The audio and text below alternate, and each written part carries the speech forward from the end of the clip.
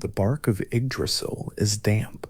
Along its surface, where the Norns have been pouring water from the well at its root, the gray-white ash holds that moisture the way old wood holds everything given to it, slowly, completely, without releasing it again for a long time.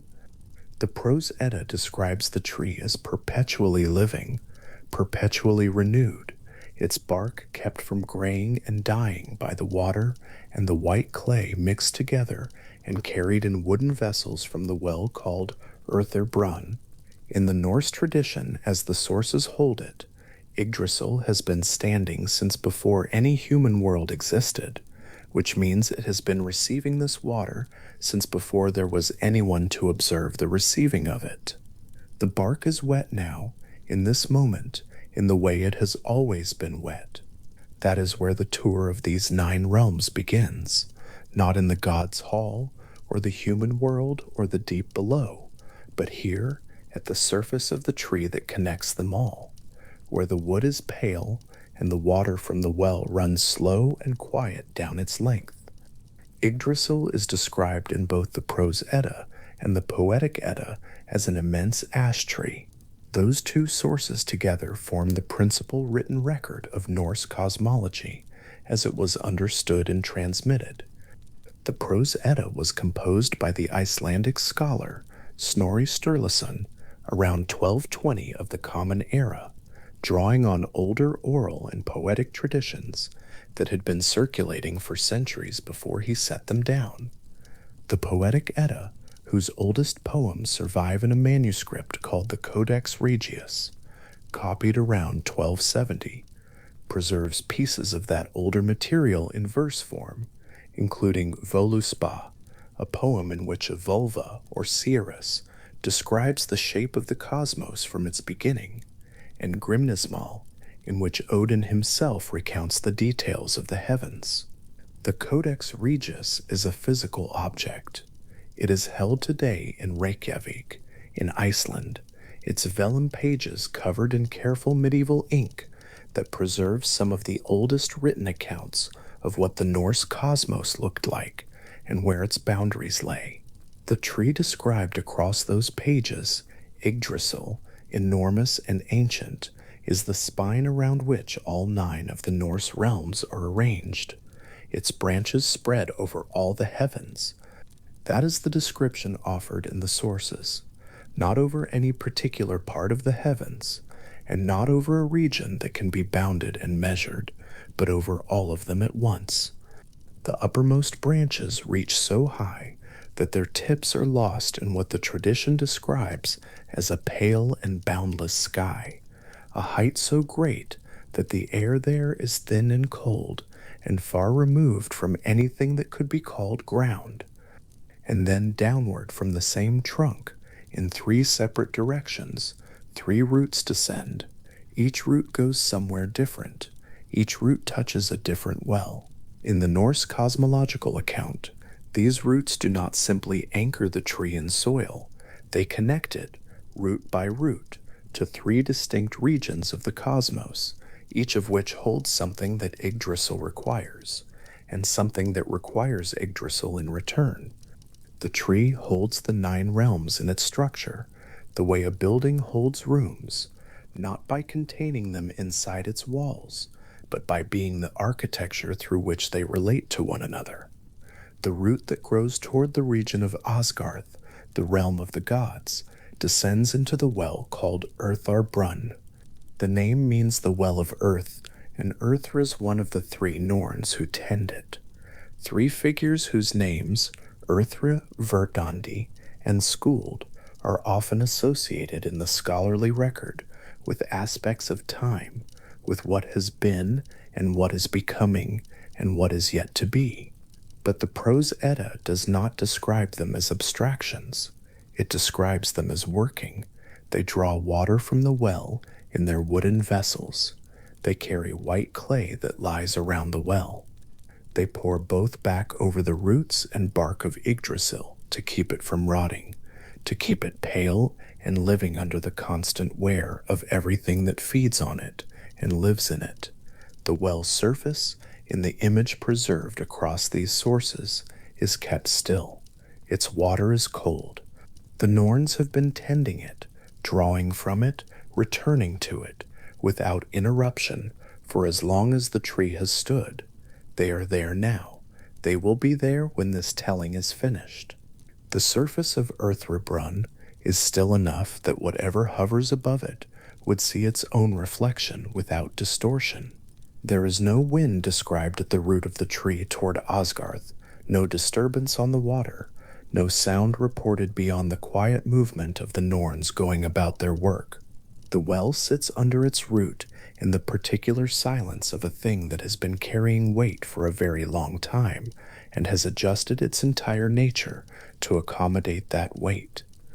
The gods are said to ride across the bridge, called Bifrost, each day to hold their council at Erthrebrunn, so the well is not remote, not hidden at the edge of some unreachable place, but a point of gathering, a location where both the tenders of the tree and the divine council arrive, separately and for different purposes in the ordinary course of things.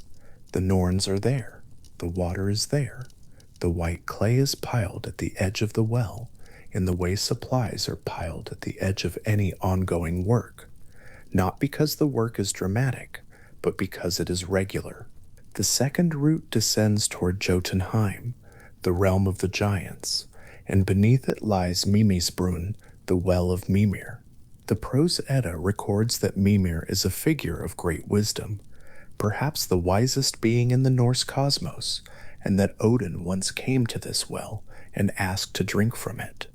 Mimir demanded a price. The price Odin paid was his eye, pressed into the dark water of the well, and left there as a pledge, so that wisdom flowed upward through the root toward whoever had paid what wisdom costs. The eye is still there, according to the sources, suspended in the dark water of Mimisbrunn, having been there since before any human world existed. The well holds it the way it holds everything else that has been pressed into it, permanently, quietly, with no particular ceremony about the fact. Mimisbrunn lies beneath this second root, in the direction of Jotunheim, far from the still surface of Erthrebrunn, far from the Norns and their clay, in a different kind of darkness that has a different quality to it. Not the orderly dark of the well tended by careful hands, but the older, larger dark of the giant realm and its deep places.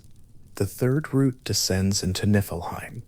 Beneath it lies Hvergelmir, which the Prose Edda describes as the source of all waters in the Norse cosmos, a spring whose outflow eventually traces back through every river and ocean to the single point of origin in the deepest reach of the oldest realm.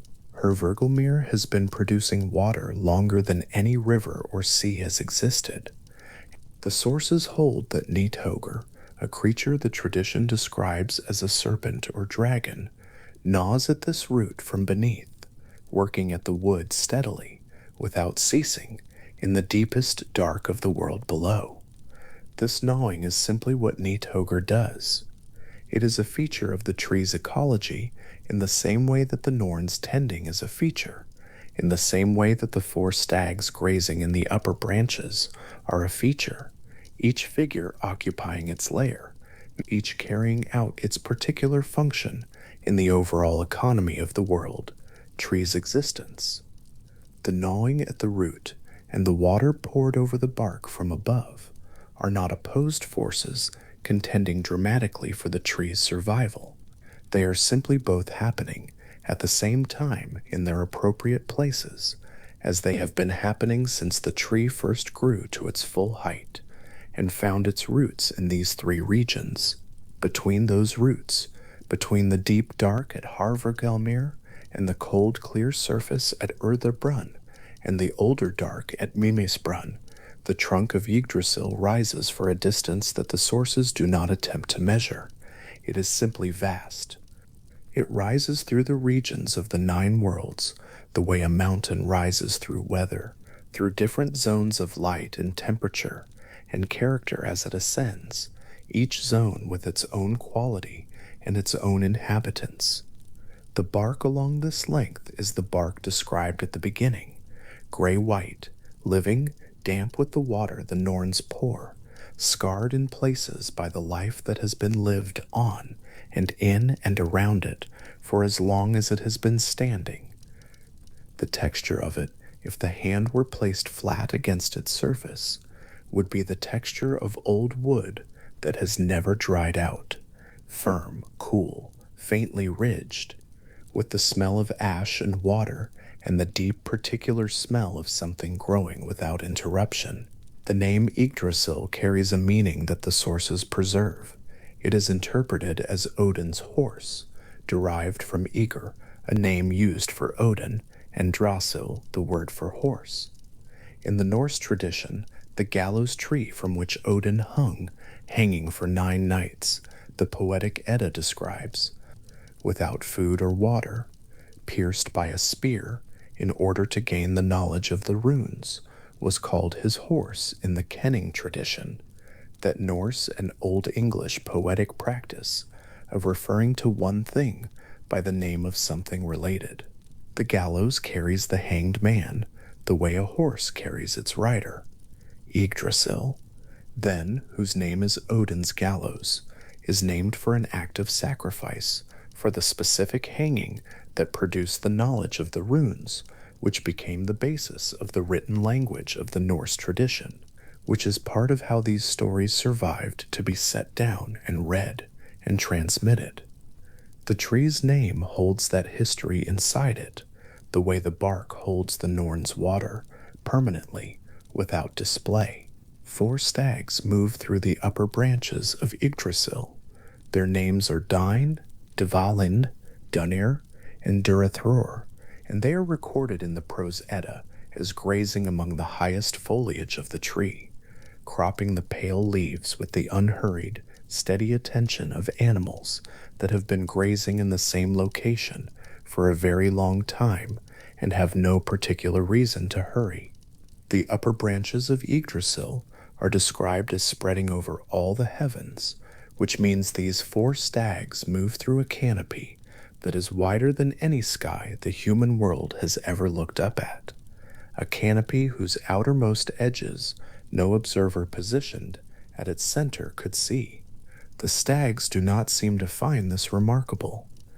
They are simply there, among the branches, their mouths moving steadily at the leaves, their hooves finding purchase on the upper wood of the enormous tree, the way the hooves of any grazing animal find the uneven terrain of any hillside, by adjustment, by quiet attention to the surface underfoot. In the branches of Yggdrasil there is also an eagle, though the sources do not give it a name. It is described in the Gylfaginning section of the Prose Edda as perched at the crown of the tree, and between its eyes there sits a hawk called Vethfonir, clinging to the feathers of the great eagle's brow. The crown of Yggdrasil is the highest point of a structure that already rises above all the heavens, which means the eagle's perch is very far from the root where Nidhogg gnaws in the dark of Hervgilmir. The wind at that height would be, if wind functions at that distance from any surface, the particular cold of a height that has no shelter, constant thin, and arriving from all directions without the modification that ground and tree and water make to wind at lower elevations. The eagle sits in that wind, the way the tradition describes it, sitting, present, alert, aware of everything that moves in the branches and along the bark below. Between the eagle at the crown and Nidhoggr at the root, running the full length of the trunk, there is a squirrel. Ratatoskr is its name, and the Prose Edda's Gylfaginning describes its function precisely. It runs up and down the length of Yggdrasil, carrying messages between Nidhoggr at the base and the eagle at the top. The messages, as the tradition records them, are words of malice, insults, provocations, the kind of message that in any other context might generate conflict, but here simply circulates, carried faithfully upward and downward by a squirrel whose small claws have learned the exact texture of every ridge and channel in the bark of an ash tree that has been growing since before any human world existed. Ratatoskra does not seem troubled by this work. It is what Ratatoskra does. The squirrel runs. The messages travel the full vertical distance of the 9 realms in each direction, from the cold wind-scoured perch at the crown to the gnawing quiet at the root, then back up again in whatever time it takes a small quick animal to cover a distance that the sources have never measured. The bark along the midsection of the trunk, the part of Yggdrasil that lies between the eagle's height and the dragon's depth, somewhere in the long middle distance of the tree's full length, is the section of trunk the sources spend the least time describing. It is the most anonymous stretch of an enormous tree, the part that is neither crown nor root, but simply length, the distance the trunk has to cover to connect the deepest regions to the highest ones. There are things happening in that middle bark. The Norn's water has been poured over the upper bark and runs slowly downward, arriving at the mid-trunk wetter or drier depending on how recently the tending happened. Ratatoskra passes through this section in both directions, going up and coming down, its claws against the gray-white surface, making a small, quick, intermittent sound that ceases and then resumes, and then ceases again as the squirrel passes through. The 9 realms that Yggdrasil connects, that the 3 roots reach toward, that the branches spread above, that the trunk rises through, are arranged across and within its structure, the way places are arranged within any geography that has both height and depth. The Prose Edda lists them. Asgard is there, the realm of the gods. Midgard is there, the human world. Niflheim is there, oldest and coldest, lying below. Muspelheim with its fire. Jotunheim, the realm of giants. Alfheim, where the light elves live. Svartalfaheim, where the dark elves, or dwarves, in some accounts dwell underground. Vanaheim, home of the Vanir gods. And Helheim, the realm below Niflheim, to which the dead are received. Each realm has its character. Each has its own inhabitants, and its own relationship to the tree that holds the structure of the cosmos together. None of them in the account preserved across these sources is simply a location on a map. Each one is a place with a life of its own, with specific figures moving through it, specific features that distinguish it from every other part of the cosmos, specific things happening in it, in the ordinary course of the world's ongoing existence. The Prose Edda, which Snorri Sturluson compiled around 1220, is the most systematic surviving account of this cosmological arrangement. Snorri was an Icelandic chieftain and scholar writing in a Christian era about traditions that had been officially displaced by Christianity in Iceland around 1000 of the Common Era, 2 centuries before he put his pen to vellum. What this means is that the sources for Norse mythology are complicated in ways worth understanding. They are records made by a Christian writer drawing on oral traditions and older poems, working to preserve what he could of a cosmology that was already, by his time, receding from practice. The poems in the Codex Regius are older than Snorri's prose, but they too were recorded in the Christian period. The tradition in its living form, as it was believed and practiced, predates any of the sources that survive. What remains? The Prose Edda, the Poetic Edda, the sagas, the occasional historical references in other medieval texts, is a record of something older, preserved imperfectly and partially and with varying degrees of interpretation by those who did the preserving. Yggdrasil as described in these sources is Yggdrasil as Snorri's sources understood it, filtered through his own moment and his own purposes. The tree was always there, in some form, at the center of the Norse cosmos, The exact description of it belongs to the period when it was written down. The Codex Regius itself, the manuscript copied around 1270 that holds Völuspá, Grimnismal, and the other great poems of the Poetic Edda, is a small book by the standards of any collection that claims to hold the shape of an entire cosmos. 33 vellum leaves. Careful medieval handwriting. The ink has persisted through 7.5 centuries to arrive in the collection in Reykjavik, where it is kept today, its pages holding the oldest written record of what the Norse worlds looked like, who lived in them, and how they were connected. The poem Völuspá opens with a Velva, a seeress, speaking her vision of the cosmos from its beginning. She describes Yggdrasil, she describes the Norns, she describes the well at the root. The image of the tree as the spine of the 9 realms was old enough by the time someone copied those lines onto vellum in the 13th century that the Velva could describe it as something already ancient, already standing since before any human world existed. The poem treats the tree as a given, a fact of the cosmos so settled that it needs no explanation, only description. Along the bark at the midsection of the trunk, the Norn's water is drying slowly in the cold air of the middle height, leaving a faint white residue of clay along the gray surface of the wood.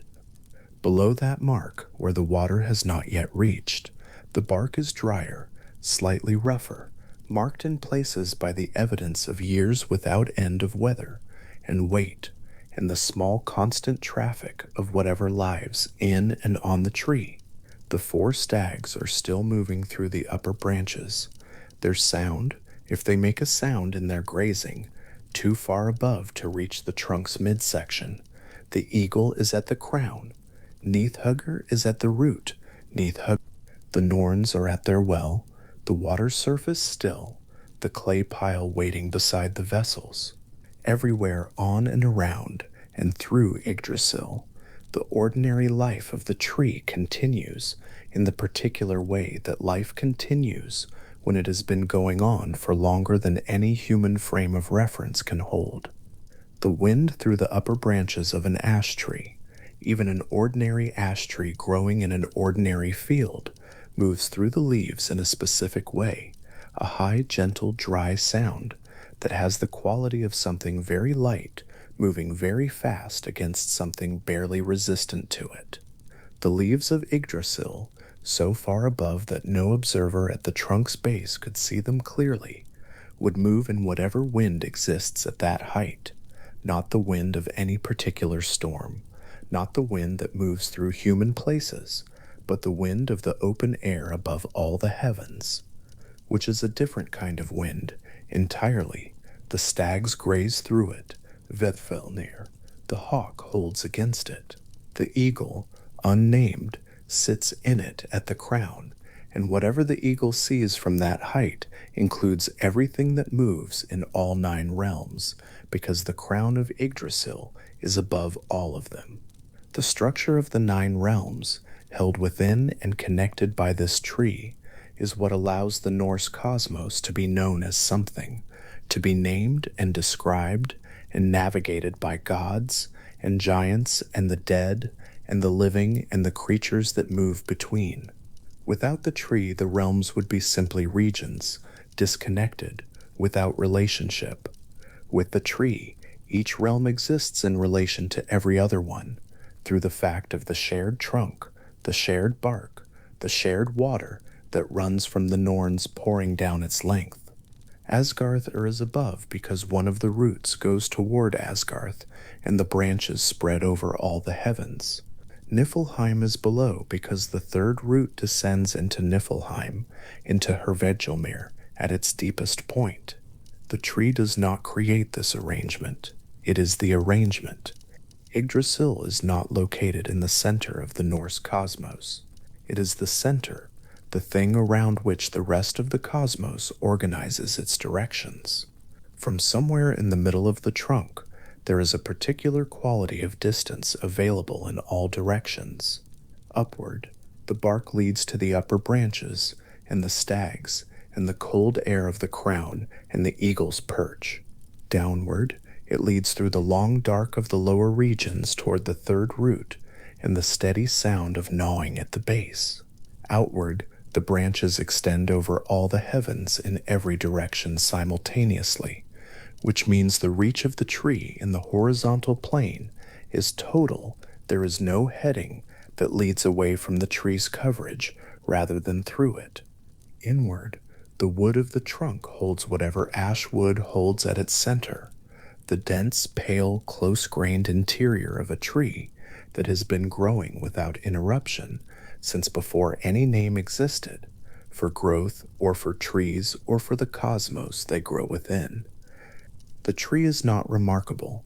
From somewhere in its middle section, it is simply present, as it has always been, wide and old, and quietly, continuously alive.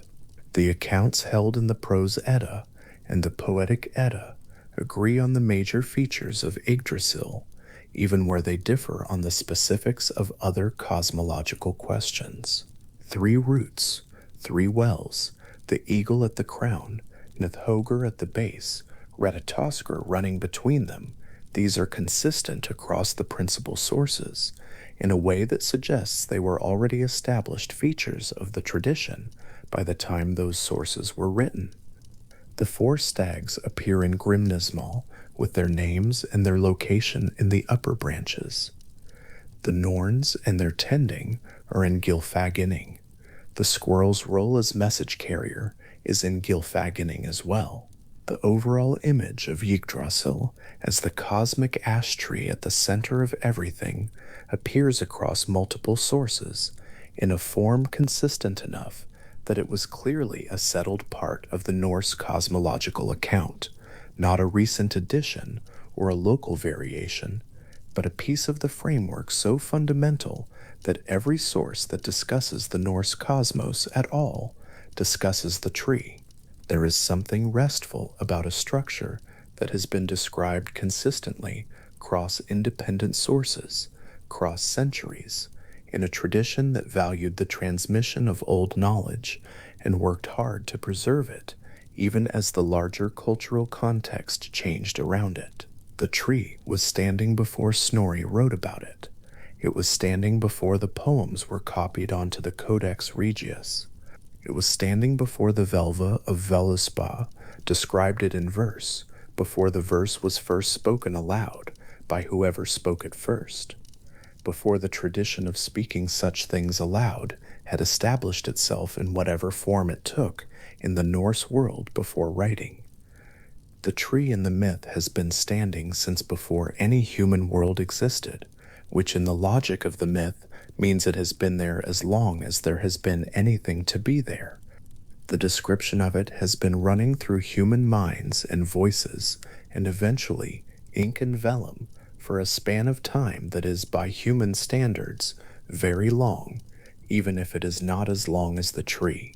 The well at the second root, Mimisbrunmul, beneath the root toward Jotunheim, is darker than Urtharbrunn. The Prose Edda does not describe its surface as still. It does not describe its surface at all, beyond the fact of the well's existence and the eye pressed into it as Odin's pledge. Whatever the surface of Mimi's Brunner looks like, it is not the carefully maintained stillness of the Norn's well, tended and poured back over and kept clean. Mimi's Brunner is in the direction of Jotunheim, which is a different kind of place, older and wilder, the realm where the giants live, where scale operates differently, and where the ordinary rules of the god's realm do not apply without negotiation. The route that goes toward Jotunheim descends into that territory, carrying whatever the tree carries through its roots, and what it finds there, in the dark beneath, is a well that holds wisdom at a cost, and an eye that will not be returned. Hvergelmir, beneath the third root in Niflheim, is described as bubbling, a spring that upwells from below, producing water continuously, the origin of all rivers and seas in the Norse cosmos, traced back to this single point of origin in the oldest and coldest realm. The Prose Edda holds that Niflheim gnaws at the root above it, which means the gnawing and the bubbling are proximate, happening in the same deep dark, the root descending toward the spring, the creature working at the root from below, the spring producing water that will eventually, through the rivers that feed from it, reach every part of the Norse cosmos. Everything that flows in this world comes from Hervergilmir. The rivers that run through Niflheim and outward, the ocean that encircles the human world, the water that the Norns draw up in their wooden vessels and pour back over the bark of the tree.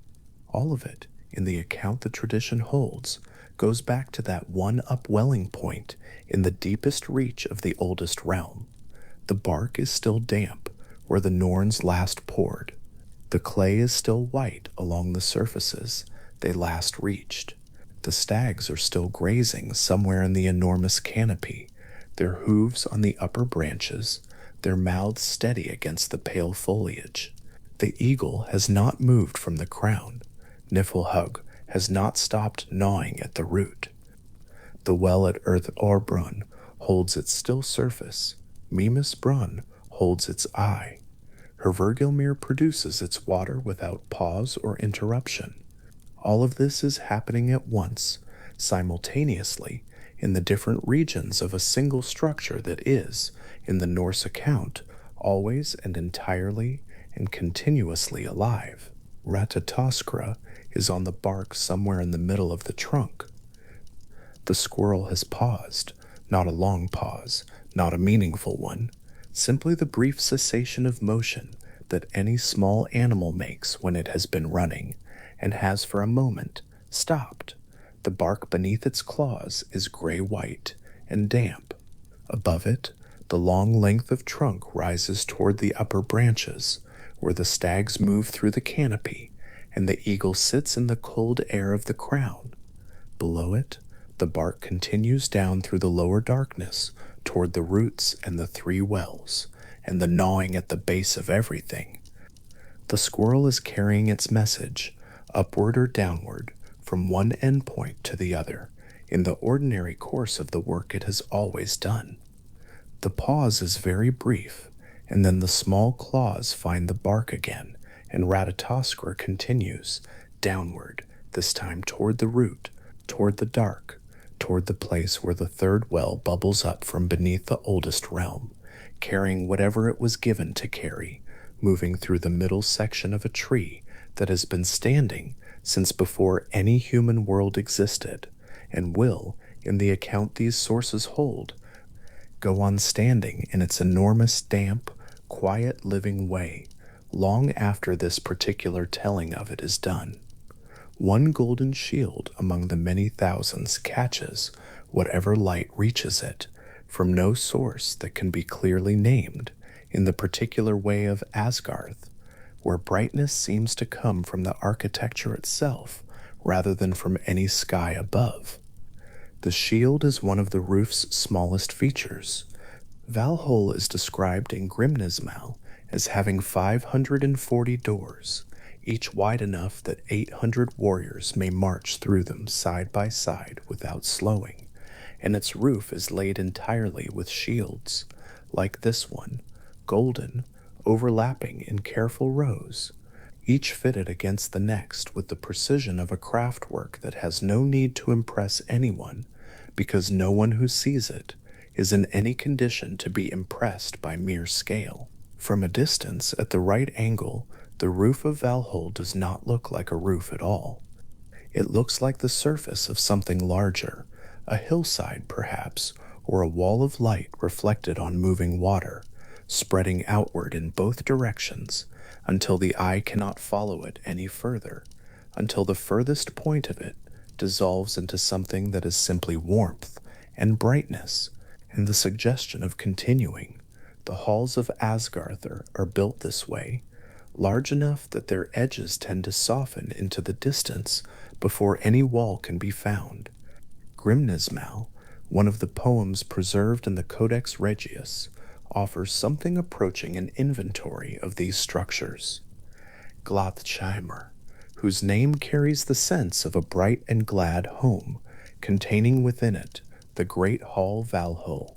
Valaskjalf, with its roof of silver and the high seat rising at its center, Fensalir, belonging to Frigg. Sokvabekur, described as lying beneath cool waves, where Odin and the goddess Saga sit drinking together in a place that sounds like shade in summer, that particular kind of shade that is not cold but is the opposite of glare. Each hall has its own character in the tradition's account, its own ruling occupant, its own distinct atmosphere. And the Prose Edda, written by the Icelandic scholar Snorri Sturluson in the first decades of the 13th century, records their names and qualities with the systematic attention of someone working from sources they know are older than anything they have in front of them. Snorri compiles and notes and cross-references, drawing from oral tradition and older poetic material, and what remains is an Asgarth not of vague divine grandeur, but of specific addresses, of a god known to be in this particular hall, under this particular roof, doing this particular thing. The shield on the roof catches the light. Below it, within the hall, the light is different, warmer and more diffuse, as though it has passed through the shield itself and arrived softened. Valhall's interior is not described in the sources with the same attention given to its exterior dimensions, which is perhaps appropriate. The enormity of the place is the point the sources seem most interested in establishing. 540 doors, 800 warriors side by side, a roof made of golden shields, each one taken, according to the tradition's logic, from somewhere, belonging to someone, now serving as roofing for a hall at the apex of the 9 worlds. The rafters, Grimnismal records, are made of spear shafts, not decorated with spear shafts. Made from them, the structural beams of the roof replaced with weapons, so that Valhall is built from the specific materials of what the Einherjar, the chosen dead who dwell within it, did with their lives. The hall is assembled in part from its own purpose. The Einherjar, those who died in battle and were brought to Valhall, are not described resting. They fight each day, the tradition holds, and whatever wounds they receive are healed by evening, and they return to the hall to eat and drink. On the roof of Valhall, above the golden shields, the goat Heithrun stands cropping the leaves of a tree named Laroth. Grimnismal describes this in terms that are matter of fact. She eats the foliage of the tree, and from her udders she produces not milk but mead, and it flows down in a continuous stream into the great tub below, enough to fill the cups of the Einherjar throughout the night without ceasing. The image is a domestic one, set at an enormous scale. A goat on a rooftop is a comprehensible thing. Mead flowing instead of milk is a small step from that. The enormous golden roof beneath her, the assembled dead within, the continuous night of drinking that requires her continuous production, these details accumulate, but they accumulate from something approachable, something that stays within the reach of an image that can be held, a goat, a roof. Evening coming on. The Hall of Balder, the son of Odin and Frigg, described in the Prose Edda as the most beloved of the gods, is called Breidablik, and Grimnismal says of it that there is no place more lovely in all the heavens. What the poem preserves about Breidablik is not its architecture or its dimensions, but its quality of exclusion. Nothing unclean may enter it. The hall is defined not by what it contains, but by what remains outside it. This is a way of describing a space, by describing its edges, the point where whatever Breidablik is, meets whatever it is not, and refuses it entrance without ceremony or force, simply by being the kind of place that such things cannot enter. The Prose Edda adds that Balder himself is described in terms of light. His brow is compared to white flowers, his beauty to something that cannot quite be translated without losing the quality the Old Norse carries. And the hall he inhabits seems to organize itself around that quality, a brightness that excludes its opposite, not by effort, but by nature. Breidablik stands, in the tradition's account, as something settled into its own particular character, its exclusions already accomplished, its interior left undescribed, because the description has been handled from outside its walls. Odin's Hall Valaskjalf carries a different kind of authority. The Prose Edda locates within it the high seat called Hlidskjalf, and from Hlidskjalf the tradition holds Odin can look out over all 9 worlds simultaneously. The seat does not extend his sight in the way a high tower extends ordinary sight, giving a wider view of the same world. The function of Hlidskjalf, as the Prose Edda describes it, is absolute and total, all 9 worlds at once, in all directions, seen from one place. This is less a description of furniture than a description of a particular kind of knowledge, the knowledge of everything happening everywhere at the same moment, the kind of knowledge that the tradition understands Odin to hold and to have paid for. Valaskjalf's roof, Grímnismal records, is thatched with silver, which is a softer light than the gold of Valhall's shields, a different register of brightness, more interior, more considered. The hall where all sight originates is not the brightest building in Asgard. It simply has the most attentive occupant. The golden age that the Prose Edda records for Asgard is described briefly and with a kind of retrospective quality, the way a source might describe something that happened before the events it is primarily concerned with, as background to what follows. In the beginning, in the time before the war between the Aesir and the Vanir gods, the gods of Asgard played at chess with pieces made of gold in the meadows of their realm. The Prose Edda calls this an age of complete happiness, the kind of statement that functions in mythological accounts as a marker. This is what it was before, and the statement's presence implies that things did not continue this way.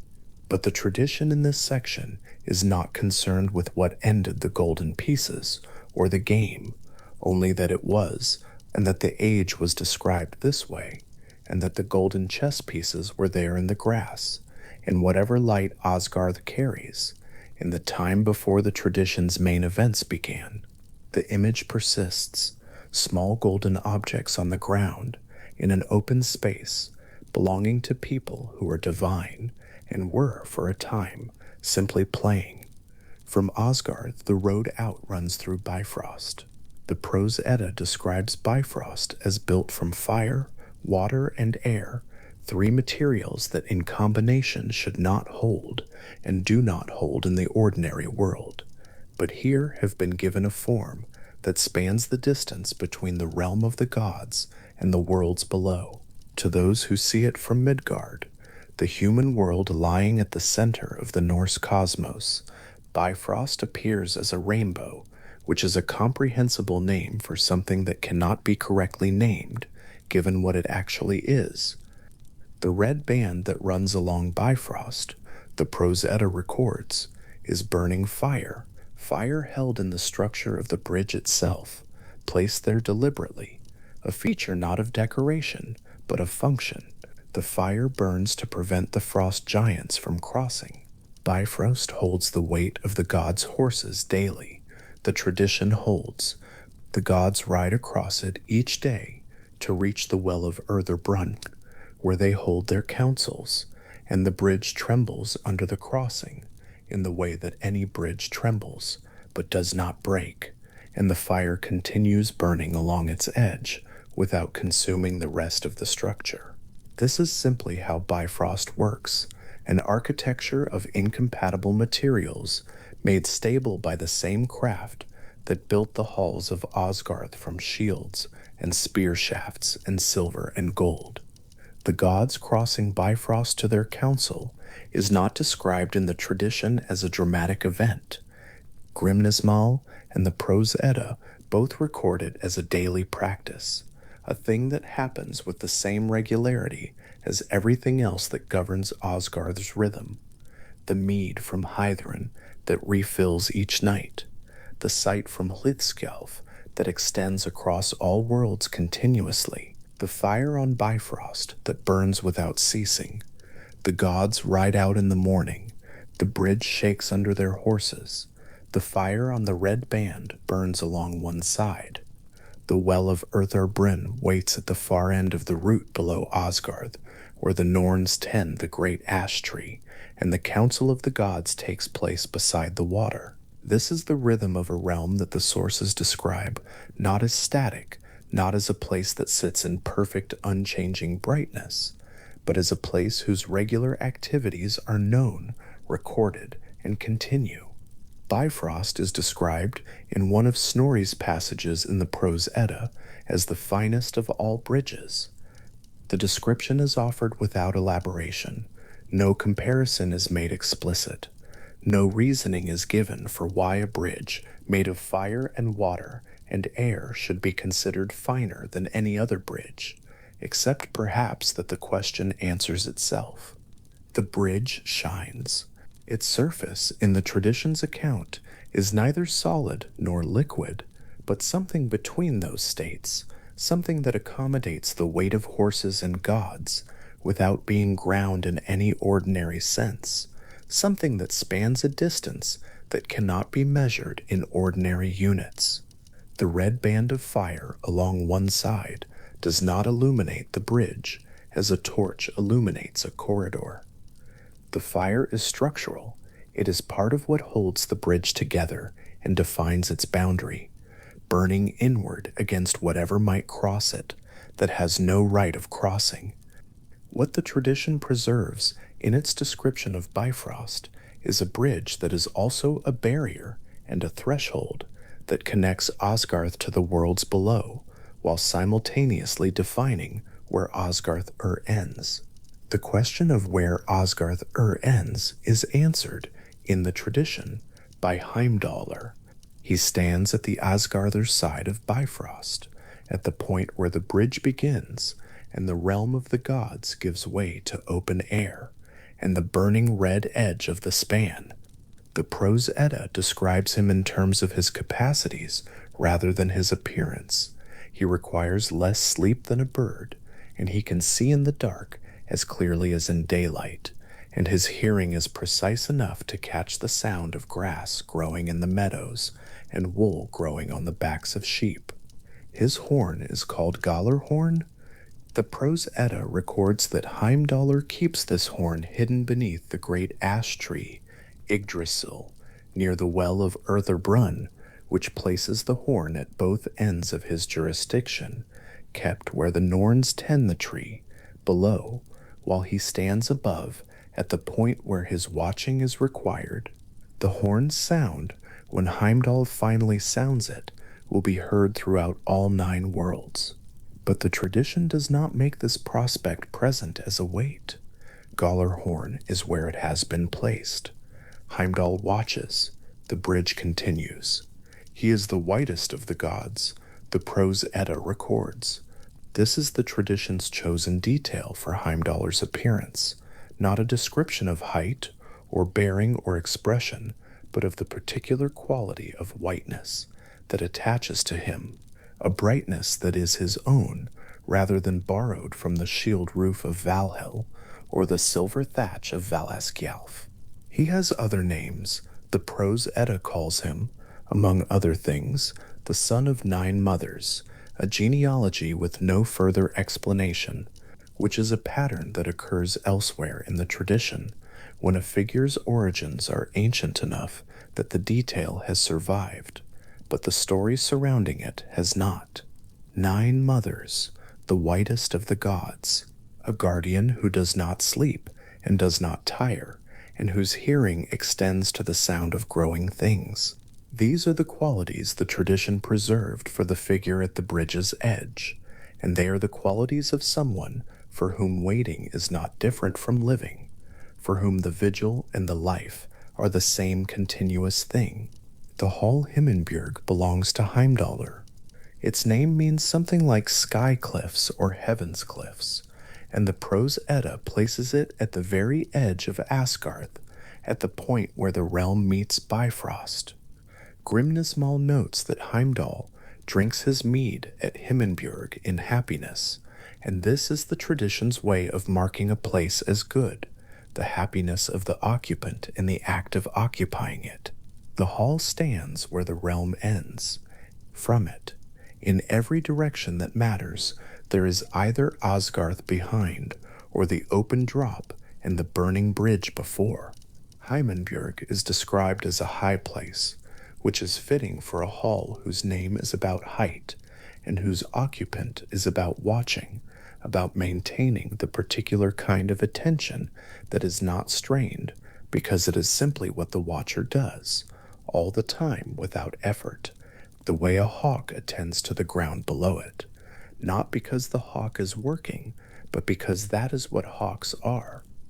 Grimnismal moves through the halls of Asgard with the quality of a list, but a list delivered by someone who has seen the places they are naming, who knows them not as entries in a catalog, but as distinct locations with distinct characters, each worth the attention of a single stanza.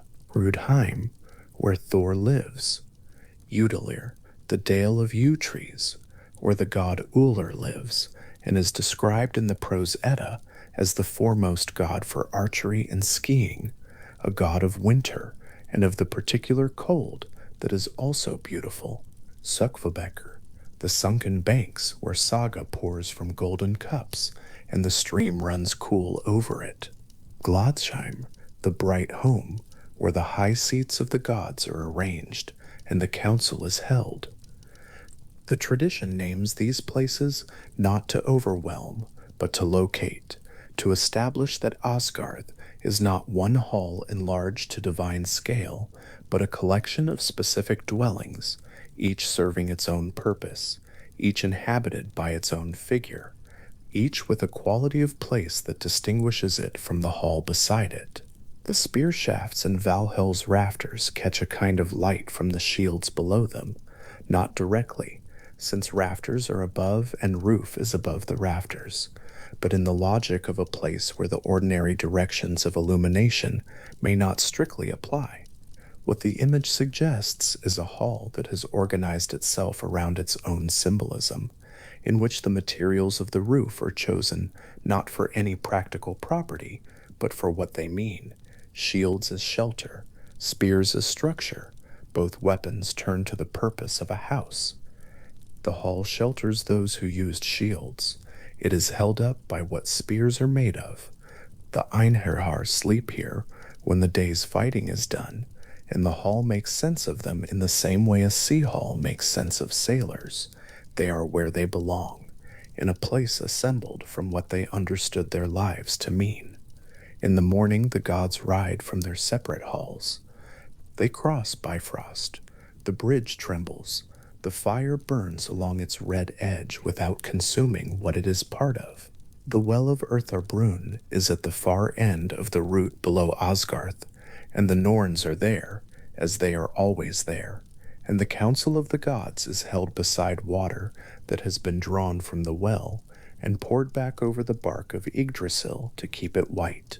This is how the tradition describes the governance of the cosmos, not as deliberation that happens in isolation, in a room sealed away from the world, but as a council held beside the tree that the world grows from, next to the water that the tree requires to remain living.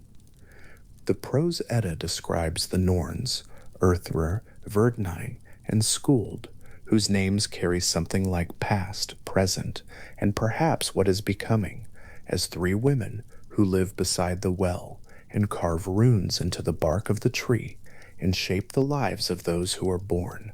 The council of the gods takes place at this same location, which means that the governance of Asgard and the shaping of fate are not separate activities happening in different places.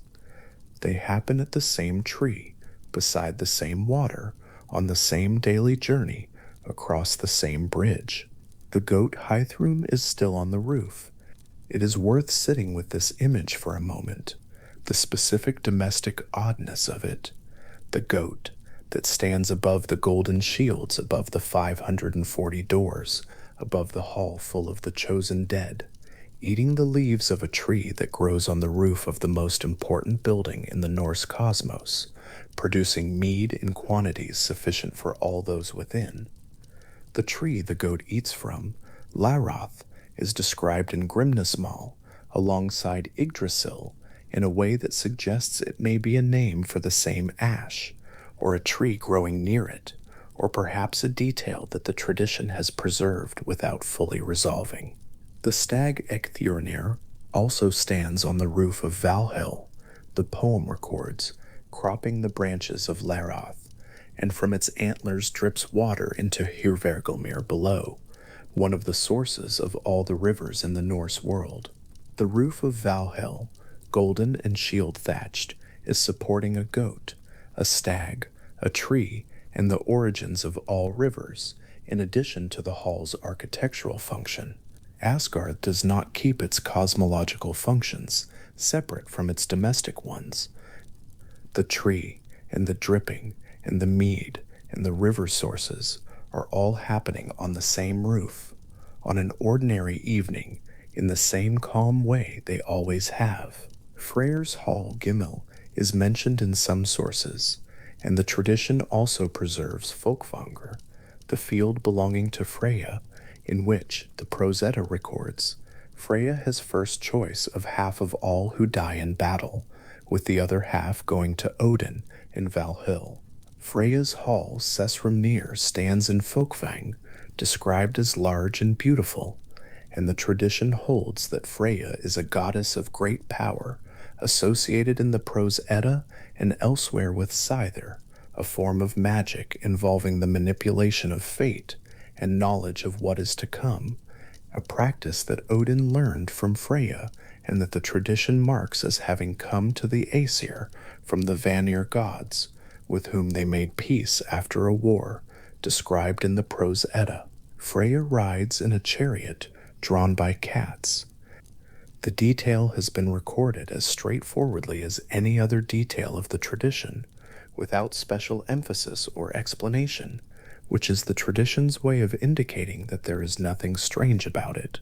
A goddess who rides in a chariot pulled by cats is simply how the tradition understood Freya's transport, and the cats are not symbolic of something else. They are cats. They pull her chariot. She arrives wherever she is going in the manner she prefers. Sif, the wife of Thor, has hair of gold. The Prose Edda records that Loki, the son of the giant Farbauti, and a figure whose relationship to the Aesir gods is one of complex alliance and periodic disruption, cut off Sif's hair while she slept, for reasons the tradition does not fully explain. The act is presented less as a motivated crime than as the kind of thing Loki does, an interference with the order of another god's life that requires correction. The correction, in this case, was elaborate. Loki went to the dwarves of Niflheim, and the dwarves made new hair for Sif from actual gold, gold that would grow as naturally as hair, attached to her head with the same rootedness as the hair that had been removed. The tradition describes this as an accomplishment of dwarfcraft, listed among the most remarkable things the dwarves made: the hair and the spear Gungnir for Odin, and the ship Skidbladnir for Freyr, a ship that can sail any sea and fold to fit in a pocket. The gold hair of Sif is one among many objects produced by craft in the deep realms and brought up to Asgard, where the gods received them and were served by them. The realm above and the realms below are connected by the movement of these objects, by the chain of making and receiving that runs from the forges in the deep to the halls where the finished work arrives. The hall Thrudheim, where Thor lives, is not described in detail in the surviving sources. What the tradition preserves most vividly about Thor's dwelling in Asgard is not its architecture, but its occupant, a god described in the Prose Edda as the strongest of the Aesir, whose belt, Megingjord, doubles his already considerable strength when he wears it, and whose iron gloves are necessary to grip the handle of Mjolnir without the hammer overcoming the grip. Thor is the son of Odin and the earth Jord, whose name is the Old Norse word for earth, and this parentage places him at an intersection between the divine realm above and the physical world below, that is structural rather than accidental.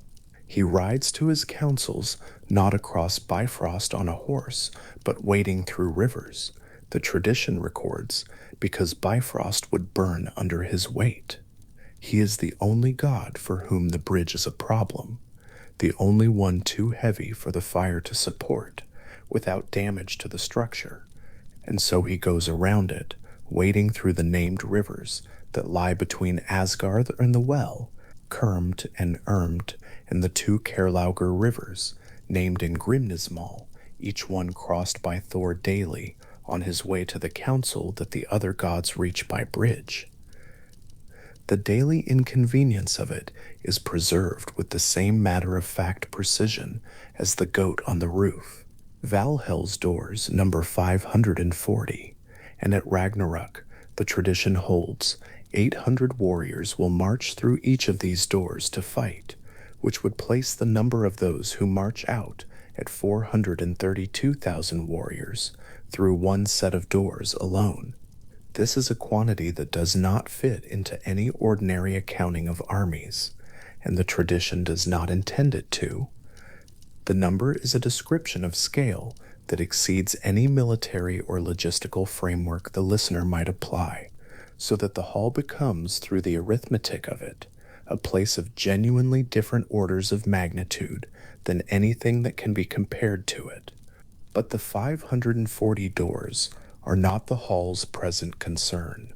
In the present of the tradition's account, they stand closed or open in the ordinary way of doors, admitting or not admitting whatever arrives, and the hall performs its function of sheltering those within it, under its golden shielded roof, in the light that comes from no clearly named source, in the warmth that is simply the warmth of being inside a hall at night. The Prose Edda's account of Asgard's golden age, the chess pieces in the grass, the complete happiness before the arrival of the Velva Gulveig, is framed as a before, which means it is offered as something that preceded the events that follow. The tradition does not linger on this period. It notes it briefly and moves forward. What remains of it in the text is the image of small gold objects on the ground of a meadow, and the word used for the happiness of that time, which implies fullness rather than pleasure, a completeness that is different from joy because it does not depend on anything particular happening. The chess pieces were there, the gods were there, the completeness was there, and then, in the way of mythological befores, it gave way to what comes after, and the tradition moved on to the events it had always been moving toward, and the golden pieces stayed where they had been left in the meadow, and the grass grew up around them in the way that grass does, without concern for what the pieces had been part of. Bifrost stands, its fire burns, its surface holds whatever weight the gods bring to it. The gods who need it cross it daily and return. The gods who cannot use it find their way around it and return. Heimdallr stands at the edge of the realm, at the point where the fire begins, where Himinbjörg's walls mark the boundary between the halls of Asgarth and the open bridge extending downward. He requires less sleep than a bird. His sight extends in all directions equally, in darkness as in light. His hearing reaches the grass in the meadows far below. The horn is kept beneath the great ash tree near the well. He stands at the bridge's beginning and the realm's ending, watching, the way he has always been described as watching, without effort, without fatigue, with the patient and continuous attention of someone who has not been waiting for anything in particular, but is simply, in the most complete sense, present at the edge of a world that he is responsible for keeping intact. The fire burns along the bridge's red band. The bridge extends into the open air below Asgard, stretching toward the worlds beneath it. The realm lies behind Heimdall, its halls lit from within, its roof of golden shields reflecting light upward into whatever sky the Norse cosmos holds above the highest of the 9 worlds. Something faithfully, quietly kept. The sea made from Ymr's blood lies dark and still at the outer edge of the human world. It does not move with any tide, the Norse source's name. It simply sits at the boundary of everything the gods arranged, cold and deep, its origin remembered and its function understood, a circle of water drawn around the inhabited world so that what lies inside it stays inside, and what lies beyond it stays beyond. The prose Edda records this plainly, without ceremony. The gods made a sea from a giant's blood and placed the human world inside it, and that is the shape the world has held since. Before the enclosure was built, before the sea was drawn around its edge, there was only the body of Ymir lying across the void. The gods, Odin and his brothers Vili and Ve, had killed the primordial giant and begun, with methodical attention, to make the world from what he was made of. His flesh became the earth, his blood became the seas, his bones became the mountains that stand at the margins of the human world, and his teeth became the smaller stones, and the boulders scattered across the landscape came from his broken ribs.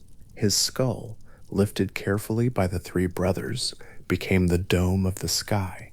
4 dwarves, Northri, Suthri, Ostri, and Vestri, whose names mean north and south and east and west, were placed at the 4 corners of that dome to hold it up, each one standing at a cardinal point beneath the curved inner surface of what was once a living creature, each one holding in place a sky that the prose Edda records was there before any human being stood beneath it. The stars were made from sparks. The Norse tradition holds that the gods gathered sparks and glowing embers from the realm of fire that existed long before the world was shaped, and set them in the dome of Ymir's skull to give the sky its points of light. Some were placed to move in fixed paths, others were left to travel as they would. The prose Edda mentions this without great elaboration, as a feature of the world's construction that required attention, and received it, and was completed. The sky was populated, and the light was distributed, and the work continued.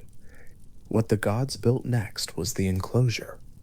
The prose Edda describes it as made from Ymir's eyebrows. This is stated simply, without explanation of the technique involved, and so it remains what it was, a wall of gray-white material running along the inner edge of the ocean, separating the fields and forests that the gods prepared for human habitation from the deep wilderness that lay beyond. Inside it, Midgard, the middle world, the world where human beings would eventually live. Outside it, in the forests and mountains that pressed against the enclosure's far side, the giants, who had come from the same first material as everything else, and who had their own territories and their own affairs, but who were placed in the Norse arrangement of things at the world's edges rather than at its center.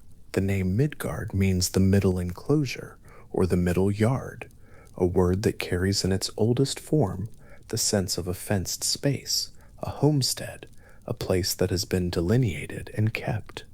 It sits at the center of the Norse cosmos, not because it is the most important of the 9 worlds, but because it is the human one, and the human world is, for human beings, the world from which all other distances are measured.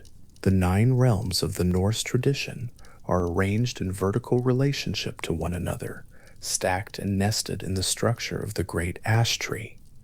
But Midgard sits at the mid-level, neither in the high bright spaces where the gods keep their halls, nor in the deep cold places at the roots of things, but in between, in the middle, in the yard. The sea that encircles Midgard is not empty. Odin cast the serpent Jormungandr into it, the Midgard serpent, the second child of Loki, and the giantess Angrova, throwing the creature into the ocean that runs around the outer edge of the human world, where it grew in the cold, dark water until it was large enough to reach around the entire circumference of Midgard and hold its own tail in its mouth. The Prose Edda records this as a deliberate act of placement. Odin received a warning about the nature of Loki's 3 children and responded to each child in a particular way, and one of those responses was to take the serpent and cast it into the ocean at the world's edge. Jormungandr has lain there since, its tail held loosely in its teeth, in waters so deep and so cold that no light reaches it, at rest. The encircling ocean is the world's boundary, and the Midgard serpent is, in the Norse arrangement, the thing that marks that boundary by containing it, coiled around the whole of the human world, defining where Midgard ends by the simple fact of its own enormous circumference. The inner edge of the encircling sea meets the outer shores of the human world along a coastline that the Norse sources do not map in detail. What lies inland from those shores is what the tradition understood to be the world of human habitation, fields and forests, and mountains and rivers, the ordinary geography of a world that has been made ready. The 4 winds came with it. The gods placed a dwarf at each of the sky's 4 corners to keep it raised, but they also placed 4 winds, one from each direction, and these winds have moved through the human world since its making, carrying weather from the ocean at its edge and from the wilderness that lies beyond the enclosure. At the far edge of the wilderness, past the boundary of the human world and out into the wider territories of the Norse cosmos, lay the land of the giants. The Norse tradition calls it Jotunheim, the home of the Jotnar. The giants who appear throughout these stories as figures of extraordinary scale and varied character, sometimes in conflict with the gods of Asgard and sometimes not, sometimes hostile and sometimes hospitable, and sometimes simply engaged in the particular enormity of their own existence. Jotunheim is not a settled kingdom with fixed borders in the way Midgard is.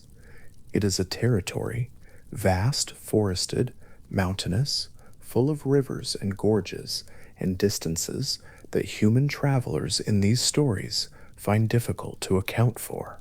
The gods of Asgard traveled to Jotunheim regularly. The records preserved in the Prose Edda and in the older poetic traditions describe a Norse cosmos in which the boundaries between realms are permeable, and in which gods, giants, humans, and other beings move between their territories with considerable frequency. Thor made the journey to Jotunheim on multiple occasions. Odin crossed into it. Loki moved through it as easily as through anywhere else, which was perhaps consistent with a figure who had parents of both kinds. His father Farbauti was a giant, his mother Laufey of less specified origin, and who was never entirely at home in any one territory. The division between Asgardr and Jotunheim was real, and the Norse tradition maintained it as a genuine distinction, but it was not a wall. It was more like a distance, one that could be crossed, and was, and that nevertheless remained a distance on the other side of which things were very different. One of the most fully narrated journeys into Jotunheim is preserved in Gylfaginning, the opening section of Snorri Sturluson's Prose Edda, written around 1220 CE. It describes a journey made by Thor and Loki, accompanied by two human servants named Hjalfi and Ruskva, traveling east into the wilderness of Jotunheim. The journey has the quality and the telling of a series of encounters with scale, each stage revealing the territory to be larger and stranger than the previous one, each landmark revealing itself, eventually to be something other than what it appeared. It is a story about the texture of Jotunheim as a place, and what Jotunheim turns out to be is a realm in which the ordinary relationship between appearance and reality, between what a thing looks like and what it actually is, does not hold the way it does in the human world. On their first night in Jotunheim, Thor and his companions came to what appeared in the darkness to be a very large hall with an unusually wide entrance at one end. They entered and slept inside it, with Thor keeping watch through the night. In the night there was a great shaking and noise from outside, and by morning they had retreated into a side chamber off the main space. And what they found when light came was that the hall was not a hall at all. It was the glove of a sleeping giant. The giant was Skrymir, enormous enough that his empty glove, lying discarded on the ground, was large enough for 4 travelers to sleep inside and mistake for a building, its thumb a separate side chamber, where they had hidden from the vibration of his snoring. Skrymir lay on the ground nearby, his sleeping enormous and unhurried, his breath the weather that had disturbed them through the night. What the prose Edda describes here, simply, without commentary, is a quality of scale that makes the ordinary categories fail. A glove becomes a hall. A sleeping man's breath becomes a storm. Thor and his companions moved through Jotunheim, operating with human assumptions about the size of things, and Jotunheim continually revealed those assumptions to be insufficient. This is not framed in the source as alarming. Skrymir is not a threat in this part of the story. He is simply there, so large that his presence reorganizes the landscape, so ordinary in his own terms that he sleeps easily on the open ground of his own territory, without any particular concern for the travelers nearby. Skrymir offered to travel with them and to carry their provisions in his bag, and they agreed, and he strode ahead while they followed, at the pace that their own legs permitted, arriving at an enormous tree by evening, where he told them he would sleep, and that they should take what food they needed from the bag. He was asleep before they reached him, and the bag was tied with a knot that none of them, including Thor, who was not a figure accustomed to finding things beyond his strength, could untie. Thor struck Skrymir with Mjolnir, the hammer, 3 separate times across the night when Skrymir's snoring disturbed them. Each time, Skrymir woke and commented mildly on the weather, on leaves falling on him, on acorns dropping, on twigs, on the dew, and settled back into sleep. The hammer struck him 3 times with full force, and produced, each time, a small domestic remark about the night air. The tradition is recording something careful here, even in a story that has qualities of broad comedy. Thor's hammer is not insufficient. It is among the most powerful objects in the Norse cosmos, the weapon the gods relied on. But in Jotunheim, applied to Skrymir, it produces the same sensation that an oak leaf produces when it lands on someone sleeping. The scale of the territory itself is the subject of the story. The thing the narrative is interested in is what it means to move through a world where the units of measurement are simply different. They arrived in the morning at the fortress of Utgarth, described in the prose Edda as so tall that they could not see the top of its walls without bending their necks back as far as they would go. Its gate was locked, and they passed through the bars of the gate, because the bars were wide enough to admit them. Inside they found Utgar the Loki, a giant king of considerable size even among giants, who received them with the courtesy due to visitors, and organized a series of contests to test what the travelers could do. What happened in those contests was that none of the travelers won. Loki competed in an eating contest against a figure named Logi, eating his way along a full trough of meat as fast as he could, and found that Logi had not only consumed all the meat on his side, but had also eaten through the bones and the trough itself. Thjalfi ran against a figure named Hugi in a race and lost 3 times, each time by a greater distance. Thor was asked to drink from a horn and found that the level in it dropped very little across 3 enormous poles. He was invited to lift a large gray cat from the floor and managed to raise one of its paws. He wrestled with an old woman named Ellie, who brought him down to 1 knee after a long struggle, which was the closest any of his contests came to success. The prose Edda reveals, in the morning, what each contest actually was. Logi was wildfire, and wildfire consumes not just flesh, but everything. Hugi was thought, and no runner in any world outruns thought. The horn Thor drank from was connected at its far end to the ocean encircling Midgard, and the level had dropped, had in fact dropped enough to lower the sea along certain coastlines, visibly, creating the phenomenon of tides. The gray cat was the Midgard serpent, Jörmungandr, coiled around the entire world, and lifting one of its paws meant lifting, slightly, the curve of the world itself. Ellie was old age, and no one, not even Thor, wins a wrestling match against old age. Though getting old age down to a single knee, Utgard the Loki noted, was genuinely unusual. The scale is the revelation in every case. The horn connects to the ocean. The cat is the serpent that encircles the world. The eating contest was not a contest in consumption, but a contest with fire. These are not disguises arranged merely to deceive, or not only that, they are a description of what Jotunheim actually contains. The ocean is here, the Midgard serpent is here, at rest in the deep water. Wildfire moves through this territory. Thought runs ahead of anything that can be chased.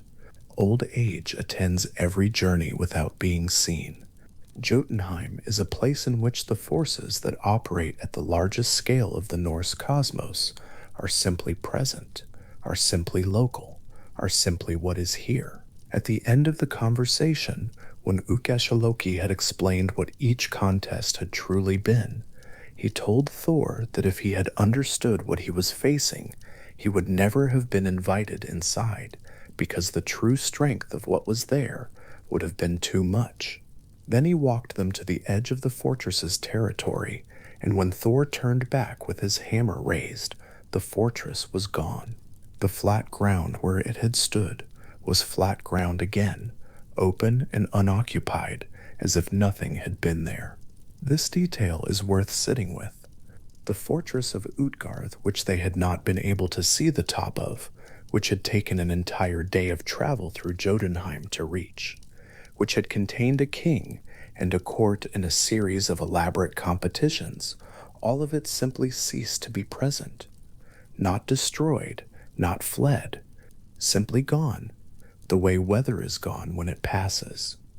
The Prose Edda records this ending without comment. The ground was there, the fortress was not.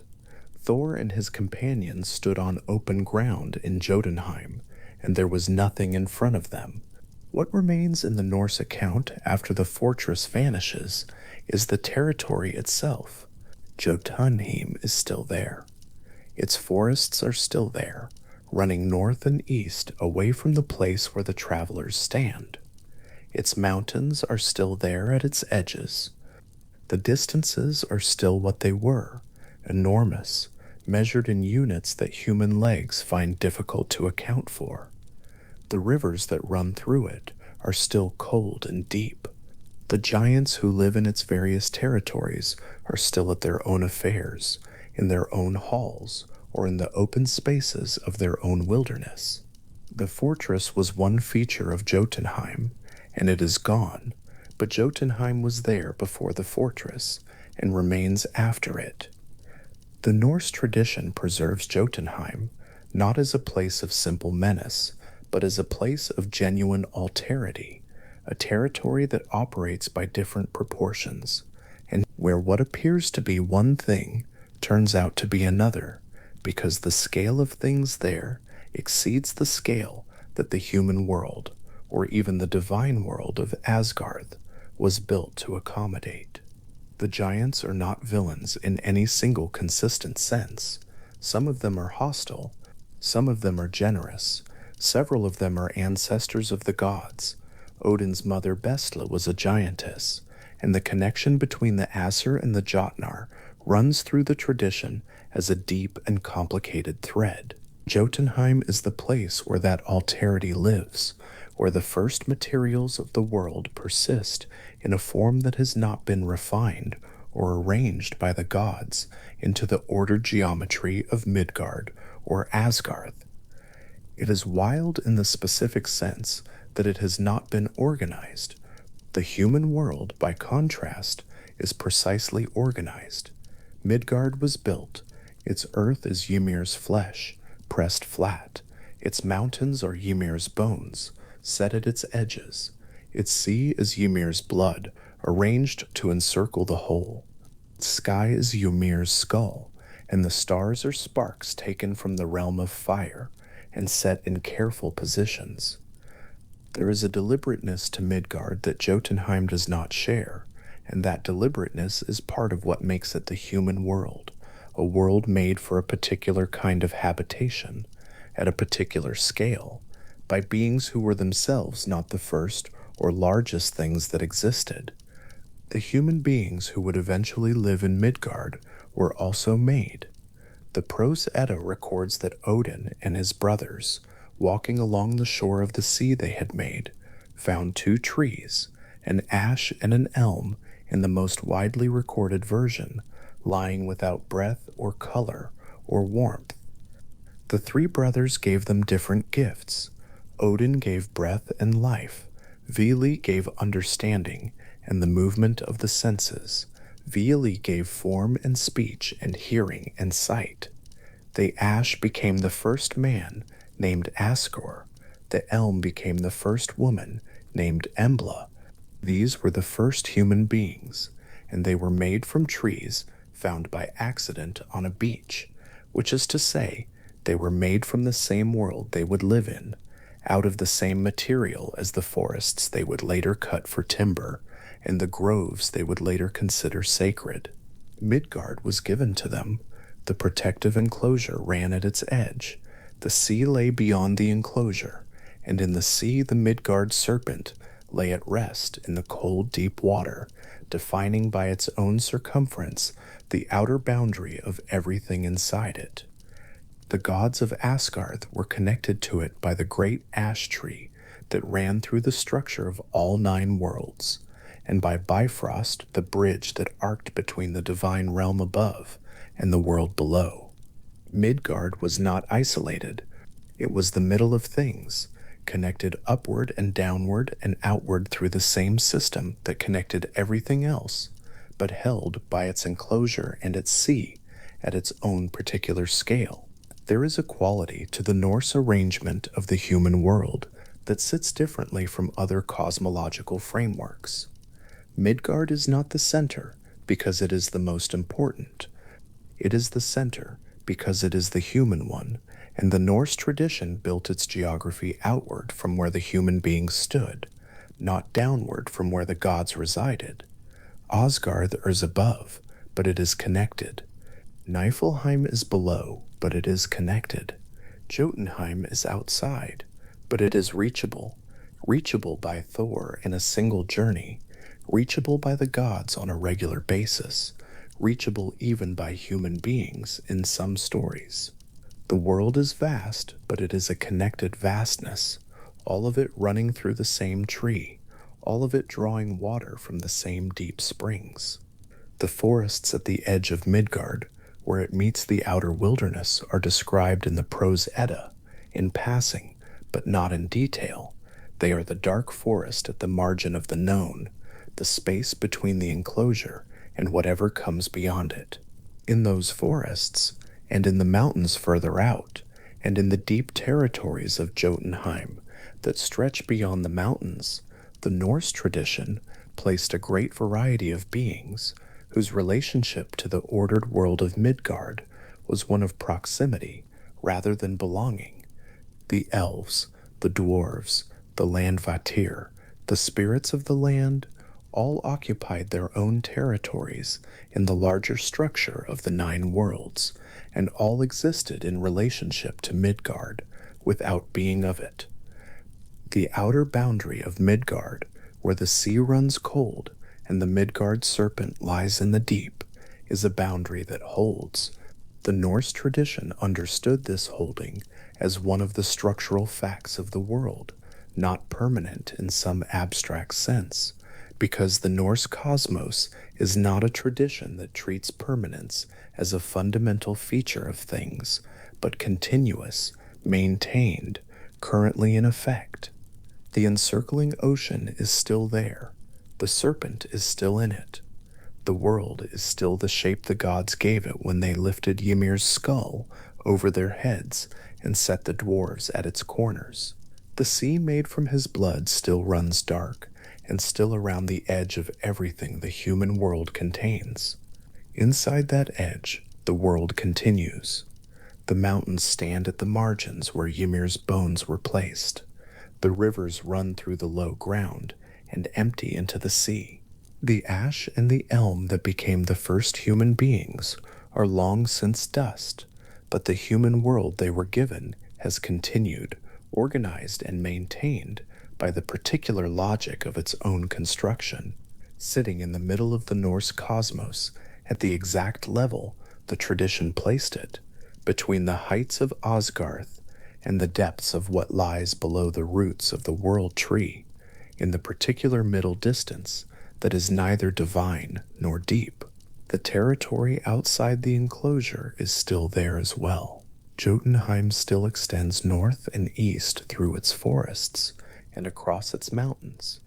Its distances are still what they were when Thor and his companions found them difficult to account for.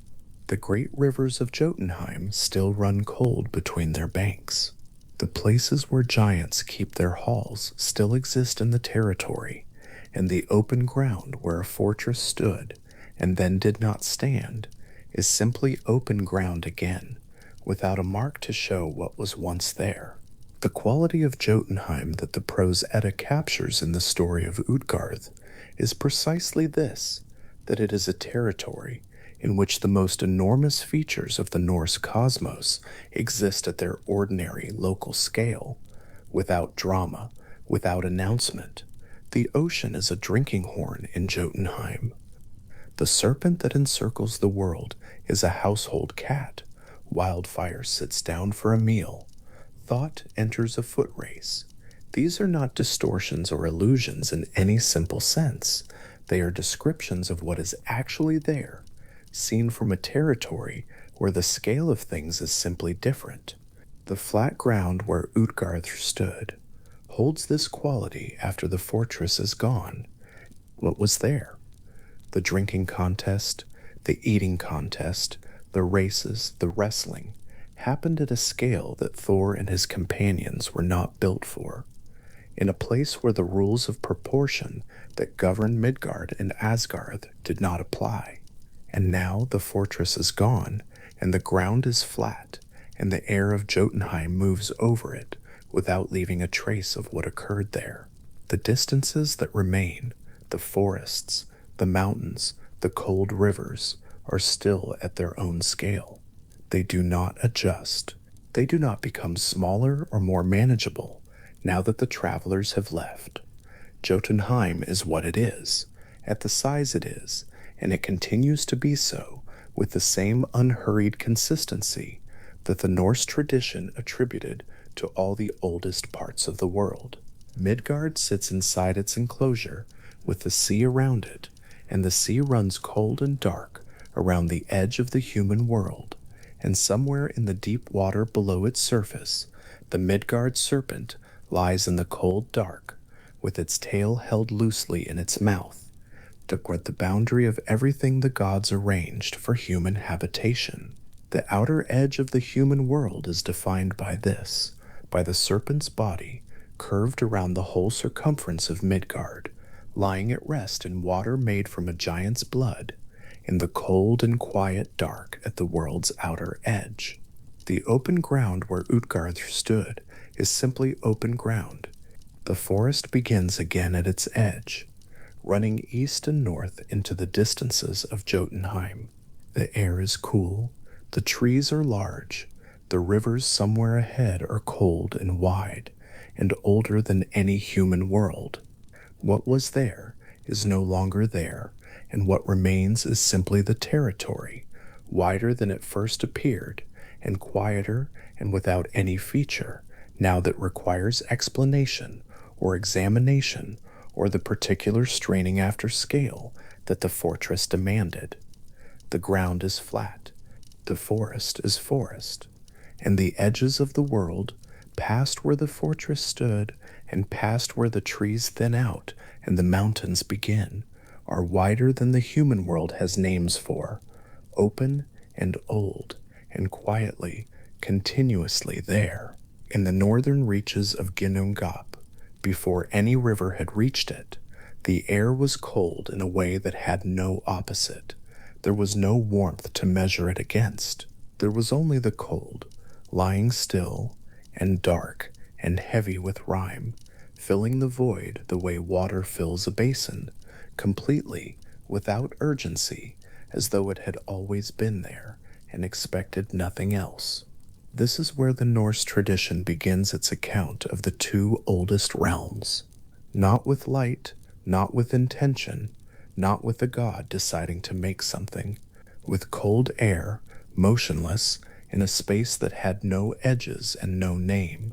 The Prose Edda, compiled by the Icelandic scholar Snorri Sturluson around 1220 CE, describes Niflheim as the first of the primordial worlds to exist, established many ages before the earth was made, and colder and darker than anything that came after it. Its name carries the meaning of mist world or fog world, and the description bears that out. Niflheim is not simply cold the way winter is cold. It is the place from which cold originates, the source of the conditions that make cold possible everywhere else. Beneath it, at its lowest and deepest point, the spring called Hvergelmir bubbles steadily upward in the dark. The Prose Edda holds that all rivers in the Norse cosmos trace their origins back to this single spring, that every running water, everywhere, is Hvergelmir moving outward through the world tree and into every corner of what exists. It has been doing this since before the earth was made. It has been doing this since before there was anything for water to flow across. Hvergelmir's name is rendered in various translations as the roaring or seething cauldron, and the image rewards sitting with a cauldron implies enclosure, something contained and active within a defined space, heat working on substance, change occurring within limits. Here, in the deepest part of the oldest realm, the cauldron is not heated from without, but perpetually producing from within, bubbling upward from some pressure that precedes any explanation the tradition offers. It simply springs. It simply moves. It has been moving since the beginning of things, and the rivers that it produces, named individually in the oldest Norse sources as the Ellevagar, 11 rivers recorded in careful sequence, flow outward from it into the void of Ginnungagap and begin at once the long, slow work of freezing. The 11 rivers of the Ellevagar carry names that the tradition preserved through centuries of oral transmission before they were written down: Svol, Guntra, Fjorm, Fimbultul, Slid, Hrid, Sulgur, Yulgur, Vit, Leipter, and Gjol, which will become important later, at the boundary of another realm entirely. Each name belongs to a river with its own character. Sleether, described as running with weapons and blades along its current. Gjöll, lying closest to Hell's Gate, but what they share is their origin and their destination. They pour out of Havergolmir, and they move through the void, and as they move through air that has never been anything but cold, their surfaces begin to stiffen at the edges. The flow slows, the edges thicken. Further from the spring, the rivers are no longer rivers, but something else. Sheets and masses of ice, building layer on layer on layer, pressing down into the floor of the void, and rising upward toward whatever the ceiling of Ginnungagap might be, if it has one. The image the prose Edda creates is of ice growing the way stone accumulates over geological time, not a sudden freezing, but a patient incremental process in which each layer of water that reaches the void and stiffens becomes the foundation for the next layer, and the next, until the northern end of Ginnungagap is filled not with empty darkness, but with the quiet architecture of ice. Rimy venom is how one translation renders what drips from the iced rivers at their outermost edges, a material neither entirely water nor entirely ice, but something between, something that hardens as it settles and builds the cold mass of the north from its own accumulated dripping. There is no violence in this. There is no urgency. The ice does not arrive in a catastrophe. It simply accumulates, the way anything does when it has long enough and no reason to stop. To the south, across the whole length of Ginnungagap, the tradition places a world of an entirely different character. Muspelheim is described in Gylfaginning as the southernmost of the primordial realms, ancient as Niflheim, its opposite in every quality, a place of fire and radiant heat so intense that no being not native to it could survive within its borders. Surtr is named in the sources as its lord and guardian, a being of fire who stands at Muspelheim's boundary with a flaming sword, and the tradition's description does not frame him as threatening so much as categorical.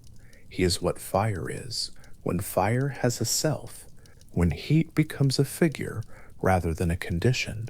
From Muspelheim, light and heat move outward continuously. Sparks drift northward across the void, small and orange against the darkness. Embers make the crossing at no particular speed, following no particular direction, simply moving because heat moves and because there is nothing in Ginnungagap to prevent it. This slow drift of sparks across the void is worth attending to before moving further. In the Norse cosmological account, creation is not an act of will, but a consequence of proximity. Nothing decides that the fire should meet the ice. Nothing arranges the collision. What happens is simply that two primordial conditions, cold and heat, darkness and light, stillness and motion, have been placed at opposite ends of the same void, and the void is not infinite. Ginnungagap, for all its emptiness, has extent.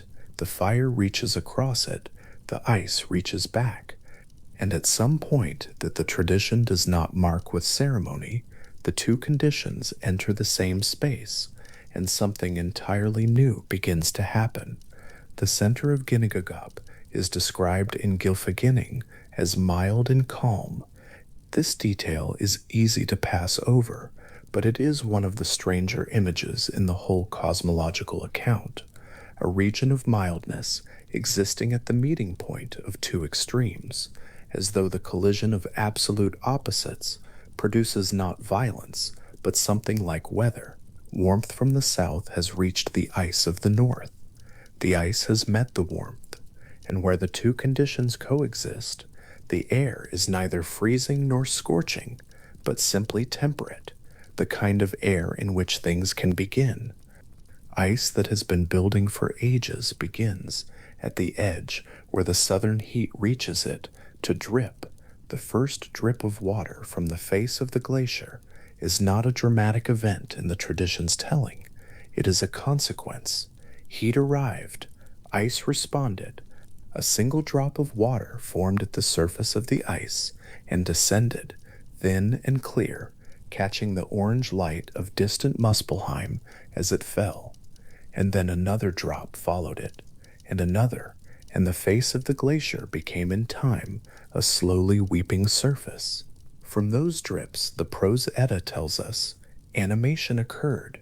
Jormir was the result, not born of any parent, not made by any god, not intended, but produced by elemental contact, the way heat produces moisture when it meets cold stone. The tradition does not comment on whether this is ordinary or strange. It records the fact of it, the way one records any physical process. Conditions were met, and this is what conditions meeting produced. Ymir is described as the first giant, the first being of any kind to exist in the Norse cosmos, and the tradition gives him no inner life in these earliest accounts. He is not a character with desires and frustrations, but a presence, enormous, primordial, lying on the ice that made him, sustained by the milk of a creature that the same dripping ice produced alongside him. That creature is Oddhumla, the great cow of the Norse creation, a figure whose name is sometimes translated as containing the sense of voidless void, or simply abundance, and who stands on the flat of the frozen plain in the mild air of Ginnungagap, and nurses Ymir with 4 rivers of milk that flow from her without ceasing. Oddhumla has her own occupation. While Ymir sleeps and grows, she licks the salty rhinestones that lie across the plain, great blocks of salt-encrusted ice that the freezing rivers left behind. She licks them with long, patient strokes. Her tongue moves across the cold surface of each stone in the way any large animal grazes, unhurried, attentive to the immediate surface, not looking ahead, and the rhinestones, under her attention, begin slowly to change. On the first day of licking, a shape emerges at one edge of the stone, human hair, pressed flat against the rime, dark against the white. She continues. On the second day, the stone yields a head, a full head, its features still partly obscured by the ice crust remaining over it. She continues. By the end of the third day, the whole figure has been freed from the rime. Buri, the first of the gods, standing in the cold, mild air of Ginnungagap, with no explanation for what he is or where he came from, only the fact of his existence in the space the cow's patient work opened up for him. The prose Edda moves quickly past him. He had a son named Bor, and Bor had 3 sons, Odin, Vili, and Ve, and those 3 are the gods who will eventually make the world. But Buri himself stands for a moment in the Norse account as the simplest possible image of something appearing from nothing, not created by a god, but licked into being from the rime, like a seed found in cold ground that no one planted. It is worth staying in Niflheim a little longer before turning to consider what it holds in later, deeper time. Long after the creation, long after Ymir's body becomes the world, and the gods take their places in the upper realms, Niflheim persists below everything else. Hvergelmir still springs in its darkest depth. The 11 rivers still flow outward from it. And in Hvergelmir, the prose Edda describes Nidhogg, the serpent or dragon that gnaws at the roots of Yggdrasil from below, working at the great ash tree's lowest root in the darkness of the oldest realm. The name is sometimes translated as the one who strikes with malice, or the corpse gnawer, though the tradition presents Nidhogg's activity with the same neutrality it extends to the deer cropping the upper branches, or the eagle perched at the crown. The gnawing is part of the tree's ecology. It has been going on since the tree existed, and the tree has not yet fallen. What Nidhogr does at the root of Yggdrasil is simply what Nidhogr does, the way Hvergelmir simply springs, the the way the ice of Ginnungagap simply accumulated until something else was possible. The image of Nidhogg from a sufficient distance is of a realm defined by depth and source. It is where the oldest cold lives. It is where the original water comes from. It is where the foundation of the world tree sits in darkness, being slowly attended to by something that has been there from the beginning. From Niflheim, everything flows outward and upward. The cold that defines the northern half of the primordial void came from here. The rivers that built the ice came from here. The water that the Norns draw from Brunn to pour over the bark of Yggdrasil, keeping it white and living. That water, traced far enough back, leads here. Everything in the Norse cosmos is in some sense downstream of this oldest spring, working in the dark beneath all the realms. Muspelheim persists as well, though the tradition is considerably less detailed about its post-creation form. What the sources hold is its fire, its heat, its Lord Surtur at its boundary with his flaming sword, and the fact of its complete uninhabitability to anyone not born from its own substance. The sons of Muspel are mentioned in passing, beings of fire who belong to that southern realm and nowhere else. But Muspelheim, after the creation, receives less attention in the surviving texts than Niflheim does, perhaps because fire's contributions to the created world are more legible. Light, heat, the sparks that illuminated the void, and will eventually, the tradition says, become stars, while Niflheim's contributions are ongoing, structural, woven into the very water supply of the world tree that holds everything in place. What the collision of these two realms produced, in the end, was not simply Ymir. It produced the conditions under which the universe became possible. Ginnungagap was the void in which nothing could happen, because nothing was there to happen to. Niflheim and Muspelheim were the conditions, the two primordial states that, when brought into proximity, generated the mild and temperate middle zone, where ice could drip, and dripping could animate, and animation could become a being, and that being's eventual death could become the world. The Norse creation is geological in its patience and chemical in its logic. It does not require a maker who stands outside the process and applies intention to raw material. It requires only that the two oldest things should eventually be close enough to each other to react, and then the reacting itself does the work. The void of Ginnungagap, which is neither Niflheim nor Muspelheim, but the space between them, deserves its own moment of attention. Its name carries a sense of gaping emptiness, and the prose Edda describes it in terms that emphasize absence. No earth, no sky, no sea, no grass, no land. Just the void extending between the fire of the south and the ice of the north, with the slow exchange of heat and cold already underway across its entire length. The mild zone at its center, where the creation occurred, is not named. It has no location other than between the two primordial conditions, equidistant from both, subject to both, and in that balance of opposite influences, the one place in the Norse cosmos where something entirely new could happen. The Elivagar, those 11 rivers from Hevergelmir, have a detail worth returning to. Their names were preserved not once, but across multiple sources. The Prose Edda and the Poetic Edda both list them, with some variation in sequence and occasionally in spelling, as is common for names that were carried for centuries through oral tradition before anyone wrote them down. Slither, the one described as running with blades, appears in the context of Hel's realm in some sources, suggesting that the same rivers the creation was built from also become the rivers that run at the boundaries of the world of the dead.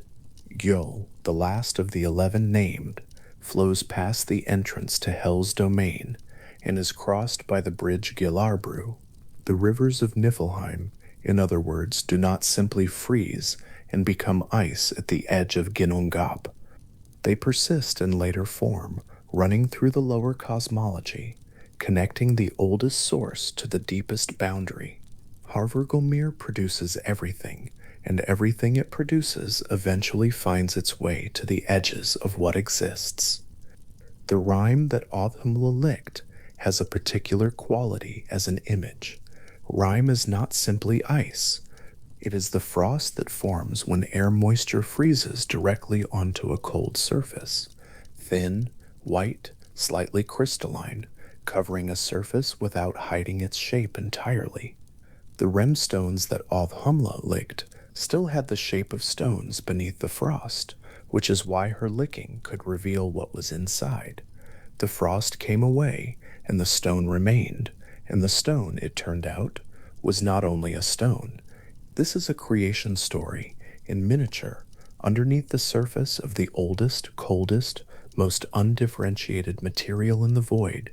There was already a form waiting, not placed there by anyone, not intended, simply present in the material, the way forms are sometimes present in unworked stone, and requiring only patient, sustained, unhurried attention to become visible.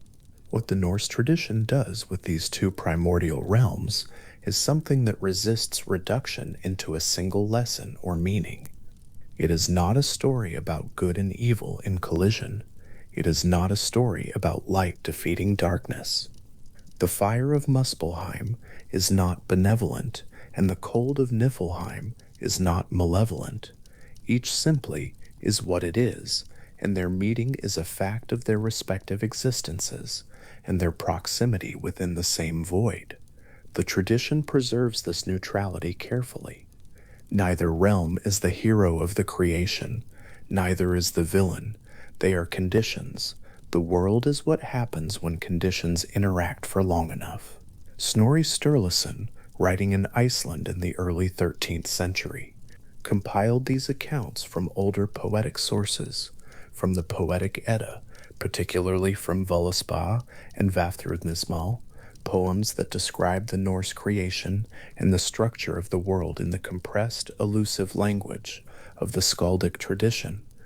The poems he was working from were themselves compiled at least partly from oral tradition that extended back much further into a pre-literate period of Scandinavian religious and cultural life that left no direct written record. What survives in the prose Edda is therefore several removes from the oldest form of these accounts, filtered through centuries of retelling, and then through the particular intelligence and organizational impulse of a 13th century Icelandic scholar working in a Christian context, trying to preserve what he understood to be a coherent mythology. The cosmology of Niflheim and Muspelheim, with its geological patience and its absence of divine intention, has the quality of something very old, older perhaps than the more personal stories of the Aesir gods that make up much of the surviving mythological record. The cold of Niflheim and the fire of Muspelheim persist in the world after the creation in a different form. They become weather. They become the seasons of the human world. The alternation of cold and warmth that the Norse peoples of Scandinavia experienced as the fundamental rhythm of existence. Long winters in which the cold seemed to originate from somewhere deeper than the sky. Short summers in which heat arrived from the south and made everything briefly possible. The mythology does not make this connection explicitly, but the cosmological account has the shape of an explanation.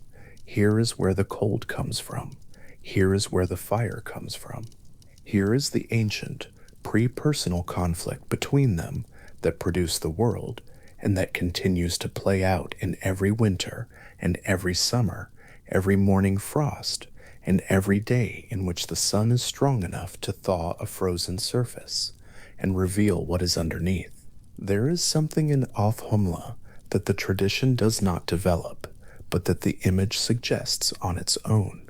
She is enormous, because she must be to produce enough milk for a being the size of Ymir. She stands alone on a frozen plain in the void, licking stones in the cold, and she is not described as lonely or purposeful or aware of what she is doing.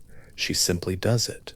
Her scale and her plainness together create an image that is somehow more grounding than the cosmic drama around her, the swirling sparks from Muspelheim, the groaning architecture of ice, the dripping animation of giants from the glacier face. She is a cow, she is licking stones. From that patient, ordinary action, the first god eventually walks out into the mild air of Ginnungagap, blinking, with the memory of ice still on his face. Buri stands for a moment at the edge of the rainstones, and the tradition gives him nothing to do yet. He is present. He exists in the void between two ancient realms, in the mild zone at the center of Ginnungagap, in the world that will not be a world for some time yet. He is the first divinity the Norse tradition names as having been freed from the cold, and the account of his emergence carries none of the drama that usually attaches to divine origins. No thunder, no light, no announcement. A cow licked a stone for 3 days, and here is a god. The understatement feels deliberate, even filtered through centuries of transmission and Snorri's organizing hand. The tradition seems to understand that some things do not need to be made remarkable in the telling, because they are already remarkable in the fact, and all the telling has to do is set the fact down plainly and let it rest. Hvergelmir keeps rising in the dark below Niflheim long after Buri has walked away from the rhinestones, long after his grandsons have made the world from Ymir's body, long after Yggdrasil has been set in place with its roots extending into 3 separate cosmic depths. The spring does not know about any of this. It does not have a position on what has been made from the water it produces. It simply produces it, the way it has always done, the way it will continue doing for as long as the world holds its shape. The 11 rivers still run their courses from it outward into whatever they reach. The ice is not what it was in Ginnungagap, but the cold at the root of things persists. What Niflheim is, underneath all the mythology that developed around it, is a cosmological insistence that the cold at the bottom of everything has a name and a source and a place in the structure of the world, that it is not random or external, but fundamental, belonging to the same architecture as the light and warmth that balance it.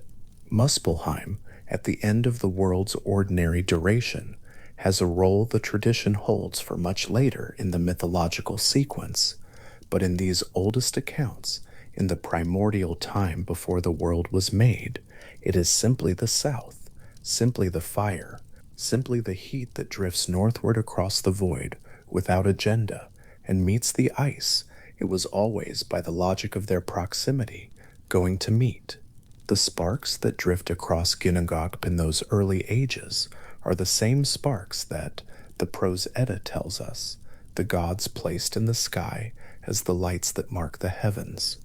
The fire of creation and the fire of starlight come from the same origin. Everything lit in the Norse cosmos traces back to that primordial southern blaze, the same way everything wet traces back to Hvergelmir. The 2 realms are not simply settings for the creation story. They are the conditions the creation story is built from, and those conditions persist in every feature of the world that came after them. The still, cold air of Ginnungagap's northern reaches has long since become something else. The void is full now. Yggdrasil stands in the space Ginnungagap once occupied, and the world of the humans, and the gods, and the dead, and the dwarves, and the giants is arranged along its length like rooms along a very long corridor. But below the lowest root In the deepest darkness of the oldest realm, Hervergelmir is still producing the water from which it all began. Its surface breaks and rises in the dark. Nothing observes it. Nothing needs to. It has been doing this since before observation was a thing the cosmos contained, and the patience of that unwitnessed continuity is its own kind of presence.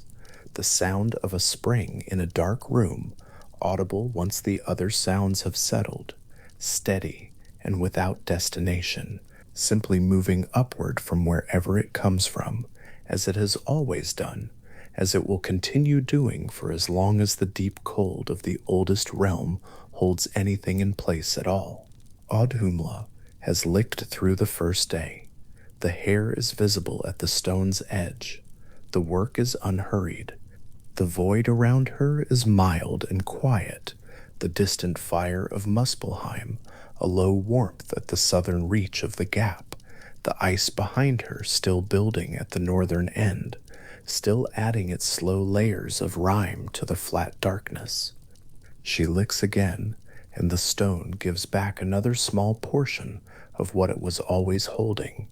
The second day will come, and the third, and the shape inside the cold material will resolve itself by degrees into something capable of standing upright in the void and beginning whatever it is that the first god begins.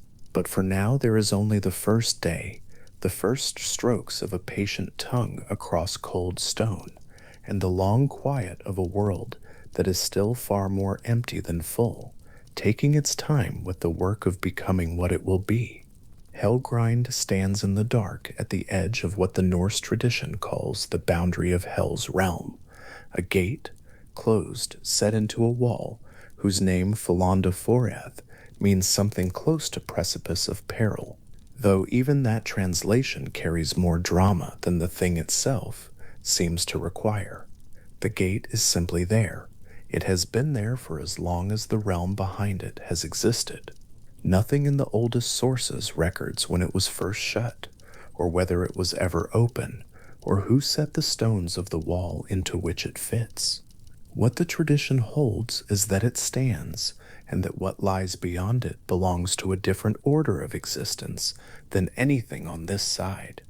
The realm is called Hel, after the figure who rules it, Hel herself, the daughter of Loki and the giantess Angrboda, placed here by Odin in an arrangement recorded in the Prose Edda's Gylfaginning. Snorri Sturluson writes that Odin gave her authority over all who die of sickness, of old age, and of any cause that does not involve battle, which is to say, most of the dead. By any reasonable count, her domain is wide. It extends below the roots of things, further down than Niflheim, into a region the Prose Edda describes as sleetfall and cold, and the particular quiet of what has stopped moving. The gate called Helgrind marks where that region begins, and a listener standing before it in the old imagination of the tradition would find it neither terrible nor welcoming, only fixed and large and old. The road to Helgrind runs a long way before it arrives. Hermoth, the messenger of the gods, rode it on Sleipnir when he went to beg for Baldur's return, and the Prose Edda records that he rode for 9 nights through valleys so deep and dark that he could see nothing at all until he reached the river Gjöll and the bridge that crosses it. The bridge is called Galar Brú, and it is described elsewhere in the tradition as roofed with glowing gold, a detail that sits quietly against the surrounding darkness of the journey without explaining itself. Gold above a dark river in a realm below the roots of the world. The Norse tradition does not always explain its images. It simply places them, and the image of Galar Brú stands, a golden roof above cold water in the middle of the longest road in the cosmos. The river Gjöll flows directly from Hvergelmir, the great spring at the base of Yggdrasil's deepest root, and its sound is recorded as louder than any river in the upper world. A maiden named Mothgwuth guards the bridge.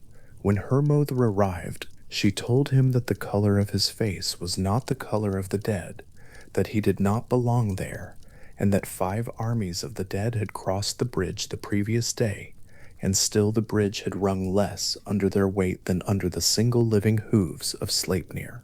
This is the kind of detail the Norse tradition preserved with care. Not only the journey, but its precise texture, the difference in sound between the living and the dead crossing the same bridge over the same water. Hel's Hall on the far side of Helgrind is called Eljuthnia, a name that carries the sense of sleet, of damp cold, of precipitation without wind.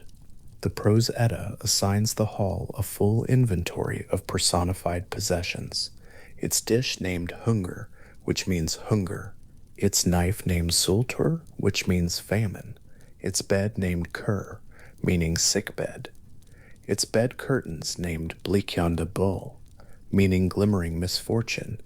Whether these objects exist literally within the hall's interior, or function as a kind of extended kenning for the nature of the place, the sources do not say. What remains is the image of a hall outfitted with objects that have been given names, the way gods and rivers and swords are given names, carefully, with intention, each name corresponding to something real about the world. Hel herself is described in the Prose Edda as having a body divided between 2 conditions, one half living flesh, the other half the blue-black color of a corpse. She is gloomy in her expression, the source says, though it adds nothing more about her manner or her character beyond that single observation.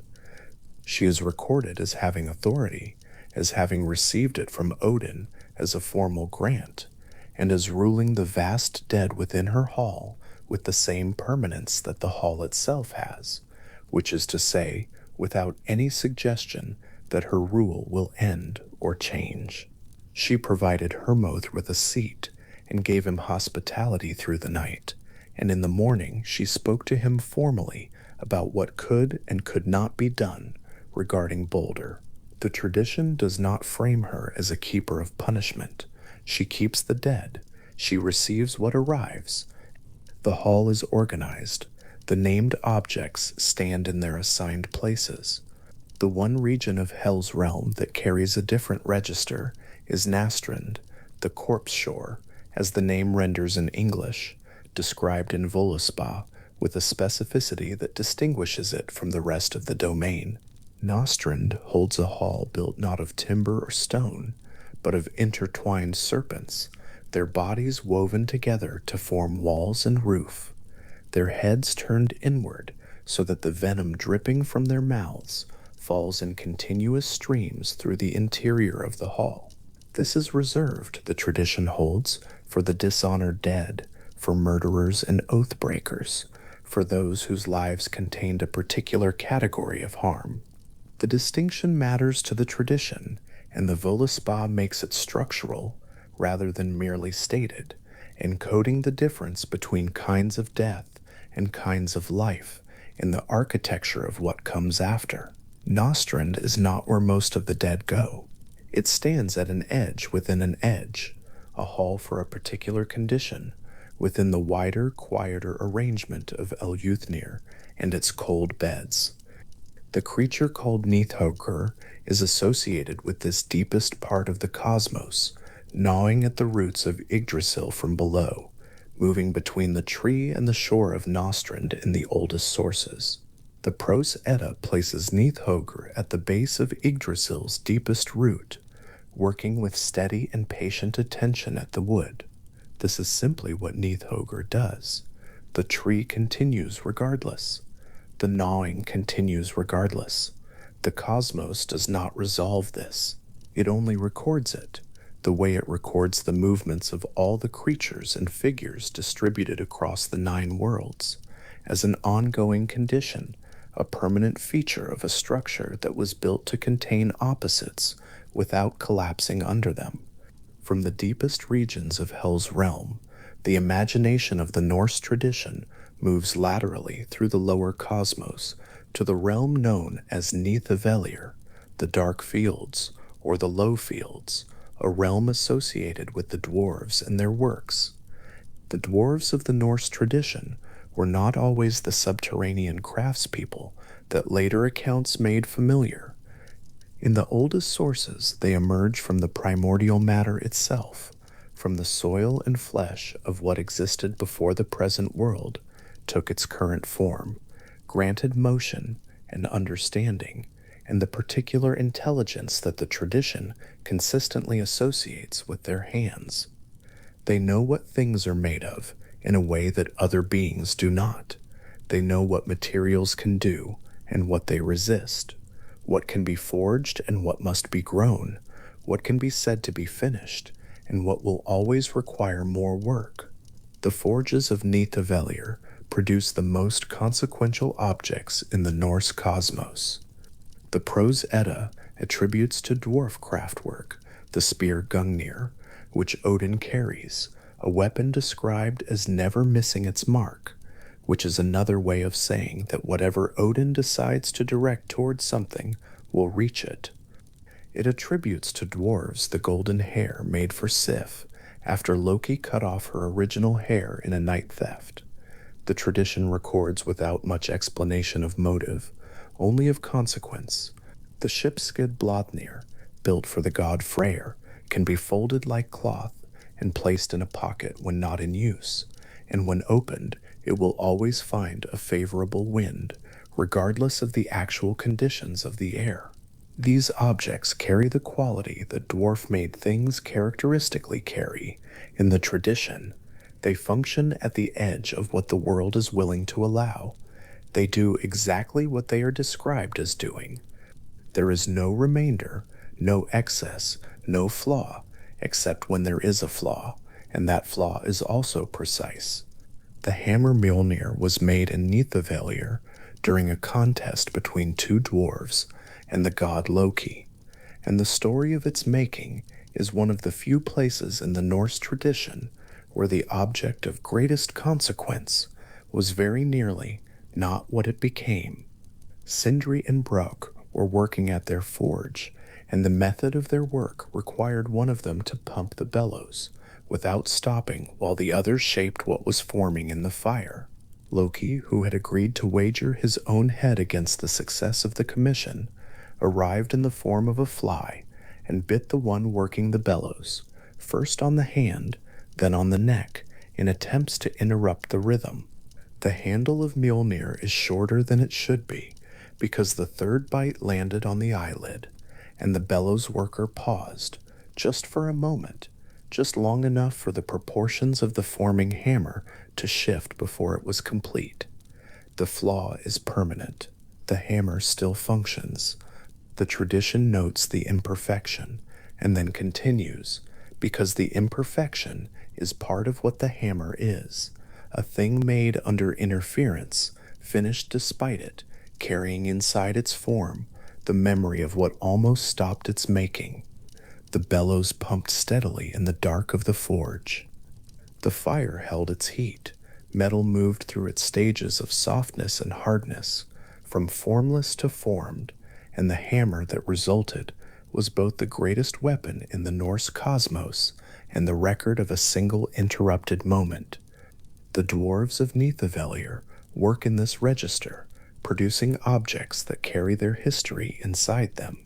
The Prose Edda does not frame this as ironic or as a lesson about perfectionism or about the nature of creation. It simply records what the hammer is, where it was made, and what happened during its making, and then the hammer goes into the world and does what hammers of its kind do. Gleipnir was made in Niflheim as well, though its nature and the circumstances of its making carry a different quality from the forged objects.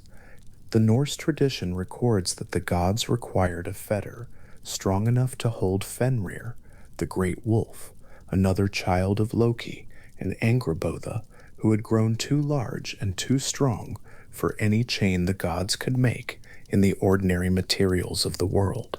Everything they tried to bind him with, he broke. The tradition records this without apparent distress on Fenrir's part or on anyone else's, only the practical difficulty of a material problem. Iron was not enough. Bronze was not enough. What was needed was something that operated outside the available physics of the world. The dwarves were asked to make it, and what they produced was called Gleipnir. The Prose Edda describes Gleipnir as made from 6 ingredients, each of them impossible: the sound of a cat's footstep, the beard of a woman, the roots of a mountain, the sinews of a bear, the breath of a fish, and the spittle of a bird. None of these things, the source explains, with the same calm tone it applies to the creation of the cosmos, can be found in the world today, because they were used up in the making of Gleipnir. The fetter itself is thin as a ribbon of silk, smooth to the touch, light in the hand. Nothing about it suggests what it is. Its strength is not visible.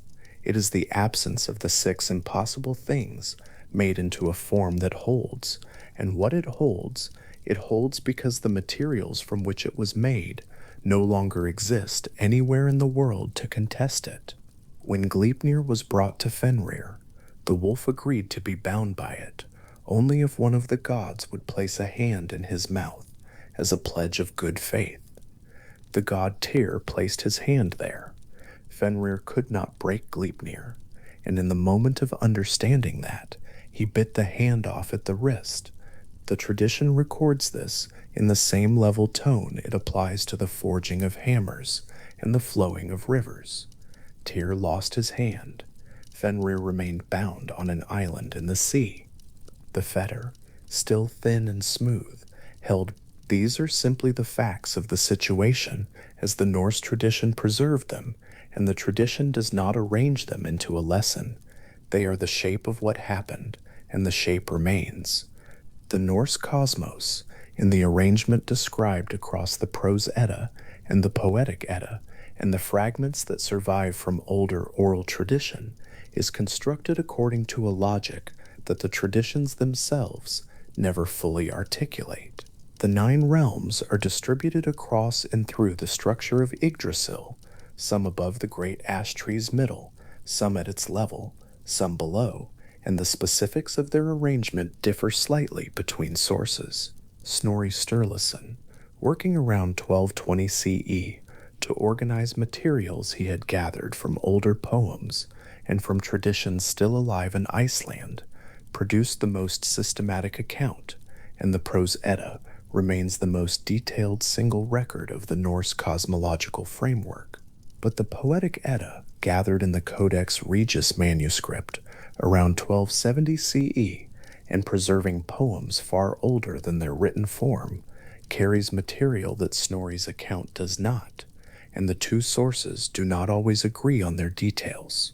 What they share is the sense of a cosmos built from specific materials, arranged in specific ways, inhabited by beings with specific names and specific functions, a cosmos assembled from particulars rather than from abstractions.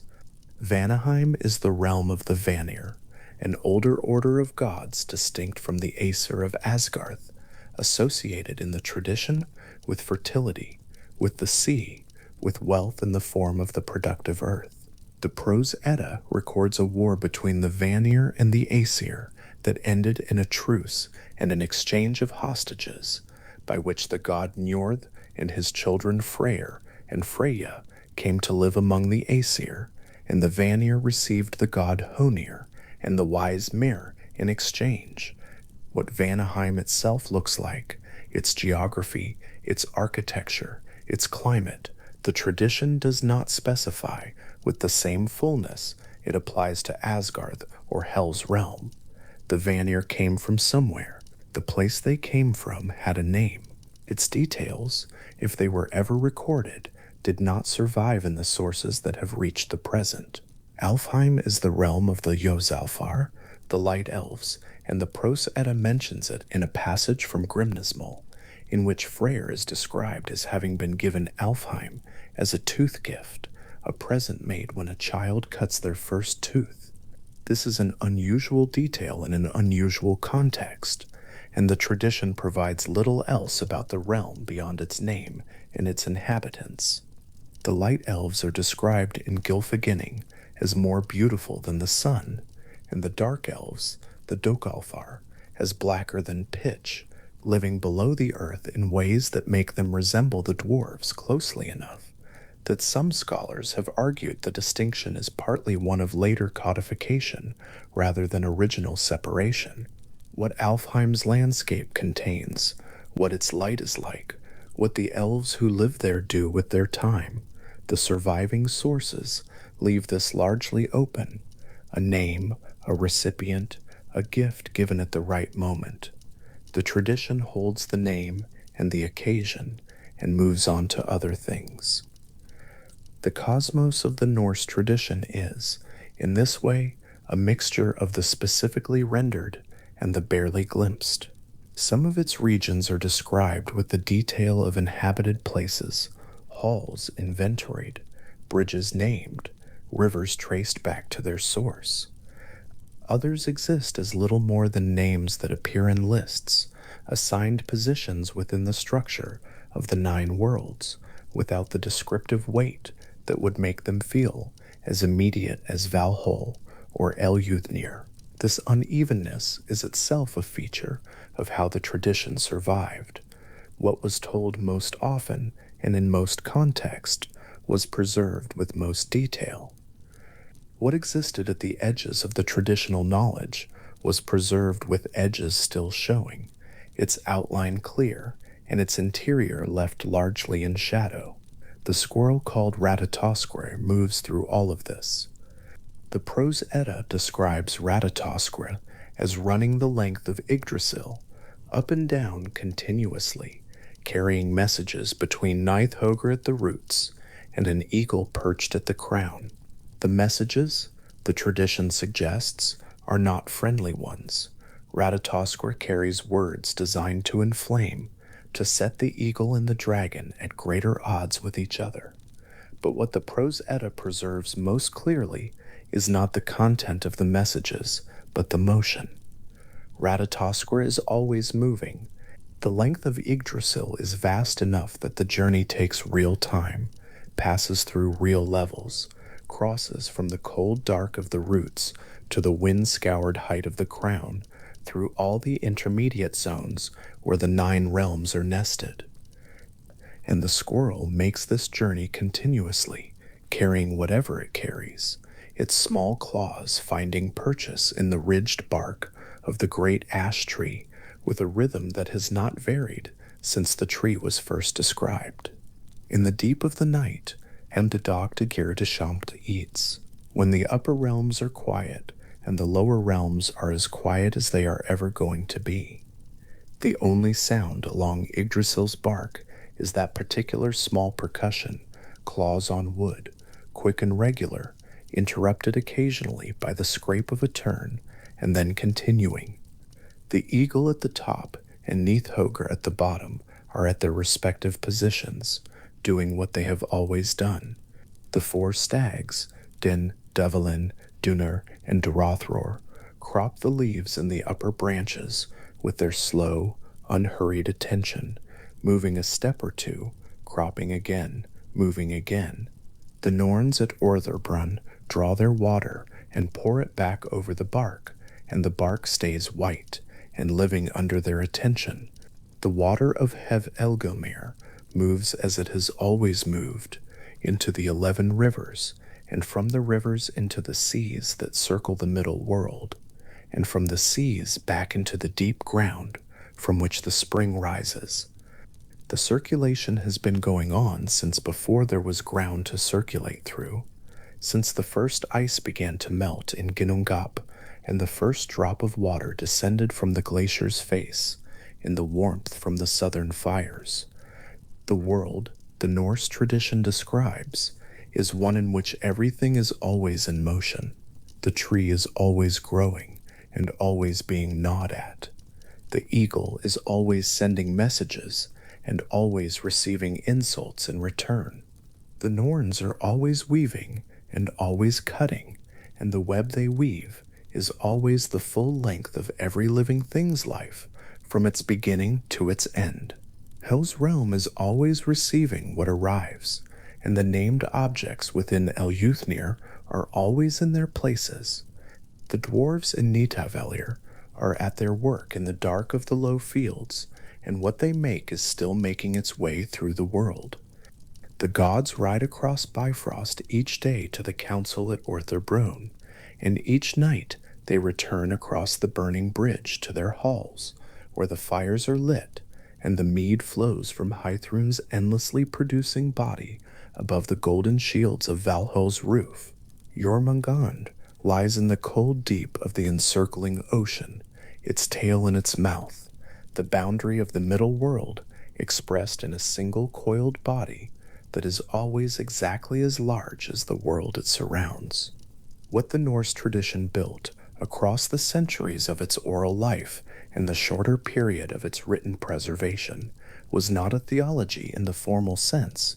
It was a map, a very particular kind of map, one that plots the locations of forces rather than of territories, one whose rivers lead back to a single source and whose roads eventually meet at the base of a single tree. The map includes the beautiful and the dangerous, the domestic and the enormous, the names of objects in a cold hall, and the dimensions of a doorway wide enough for 800 warriors abreast. It includes the specific ingredients of an impossible fetter, and the precise number of shields on a roof, and the exact quality of silence at the edge of a fortress that turns out not to have existed. It is a map of the world as the Norse tradition understood the world to be, not as it appeared on the surface, but as it was organized beneath the surface, in the structure that the surface rests on, and the tree at the center of the map is always standing. Its bark is white along the upper reaches where the Norns have been pouring water since before memory, and dark in the lower reaches where the ground is wet with something older than rain. Its roots press into 3 distinct darknesses, each darkness containing its own well, each well reflecting a different quality of what the tradition understood as knowledge or fate or primal water. Its crown is in a sky that has no edge, the sources describe, and along its length, in both directions simultaneously, in the bark and below the bark, and in the particular quality of air that exists close to the surface of very old wood, something is always moving. The Norse tradition does not end at the edge of what was recorded. The poems in the Codex Regius are careful ink on vellum, held today in Reykjavik, and they preserve in their written form what had been moving through spoken tradition for centuries before anyone thought to fix it in writing. What was fixed is not all of what existed. The edges of the written record are the edges of what survived, not the edges of what was. The realms had names in communities and in winter halls, and on the lips of people who knew the sky and the sea and the long dark of the northern winter, and organized their understanding of the cosmos accordingly. Vanaheim's full interior, Alfheim's particular light, the geography of Utgard before its walls dissolved. These existed in whatever form tradition creates existence for the things it imagines, in the minds and mouths of people who have been gone for a long time. What remains is enough to feel. The structural logic persists. The 9 realms are still in their positions. Asgardr is still above, and Hel's realm is still below, and Midgard is still encircled by the sea that was made from Ymir's blood, and Jormungandr is still in that sea, and the mist of Niflheim is still heavy and cold at the northern reach of Ginnungagap's old void. The great cow Althumla is still working at the rhyme stones in the old imagination of the tradition, and the shape within the stone is still resolving on its own unhurried schedule. The drips from the glacier in the old myth of the world's beginning are still falling, or are permanently in the state of having fallen, or exist in whatever relationship with time myths exist in when no one is actively thinking them. Ratatoskra is somewhere on Yggdrasil's trunk. It has been somewhere on the trunk for as long as the tree has existed, and the tree has existed for as long as the cosmos has existed, which is to say, longer than anything the Norse tradition was willing to date or measure. The claws find the bark. The message is in transit.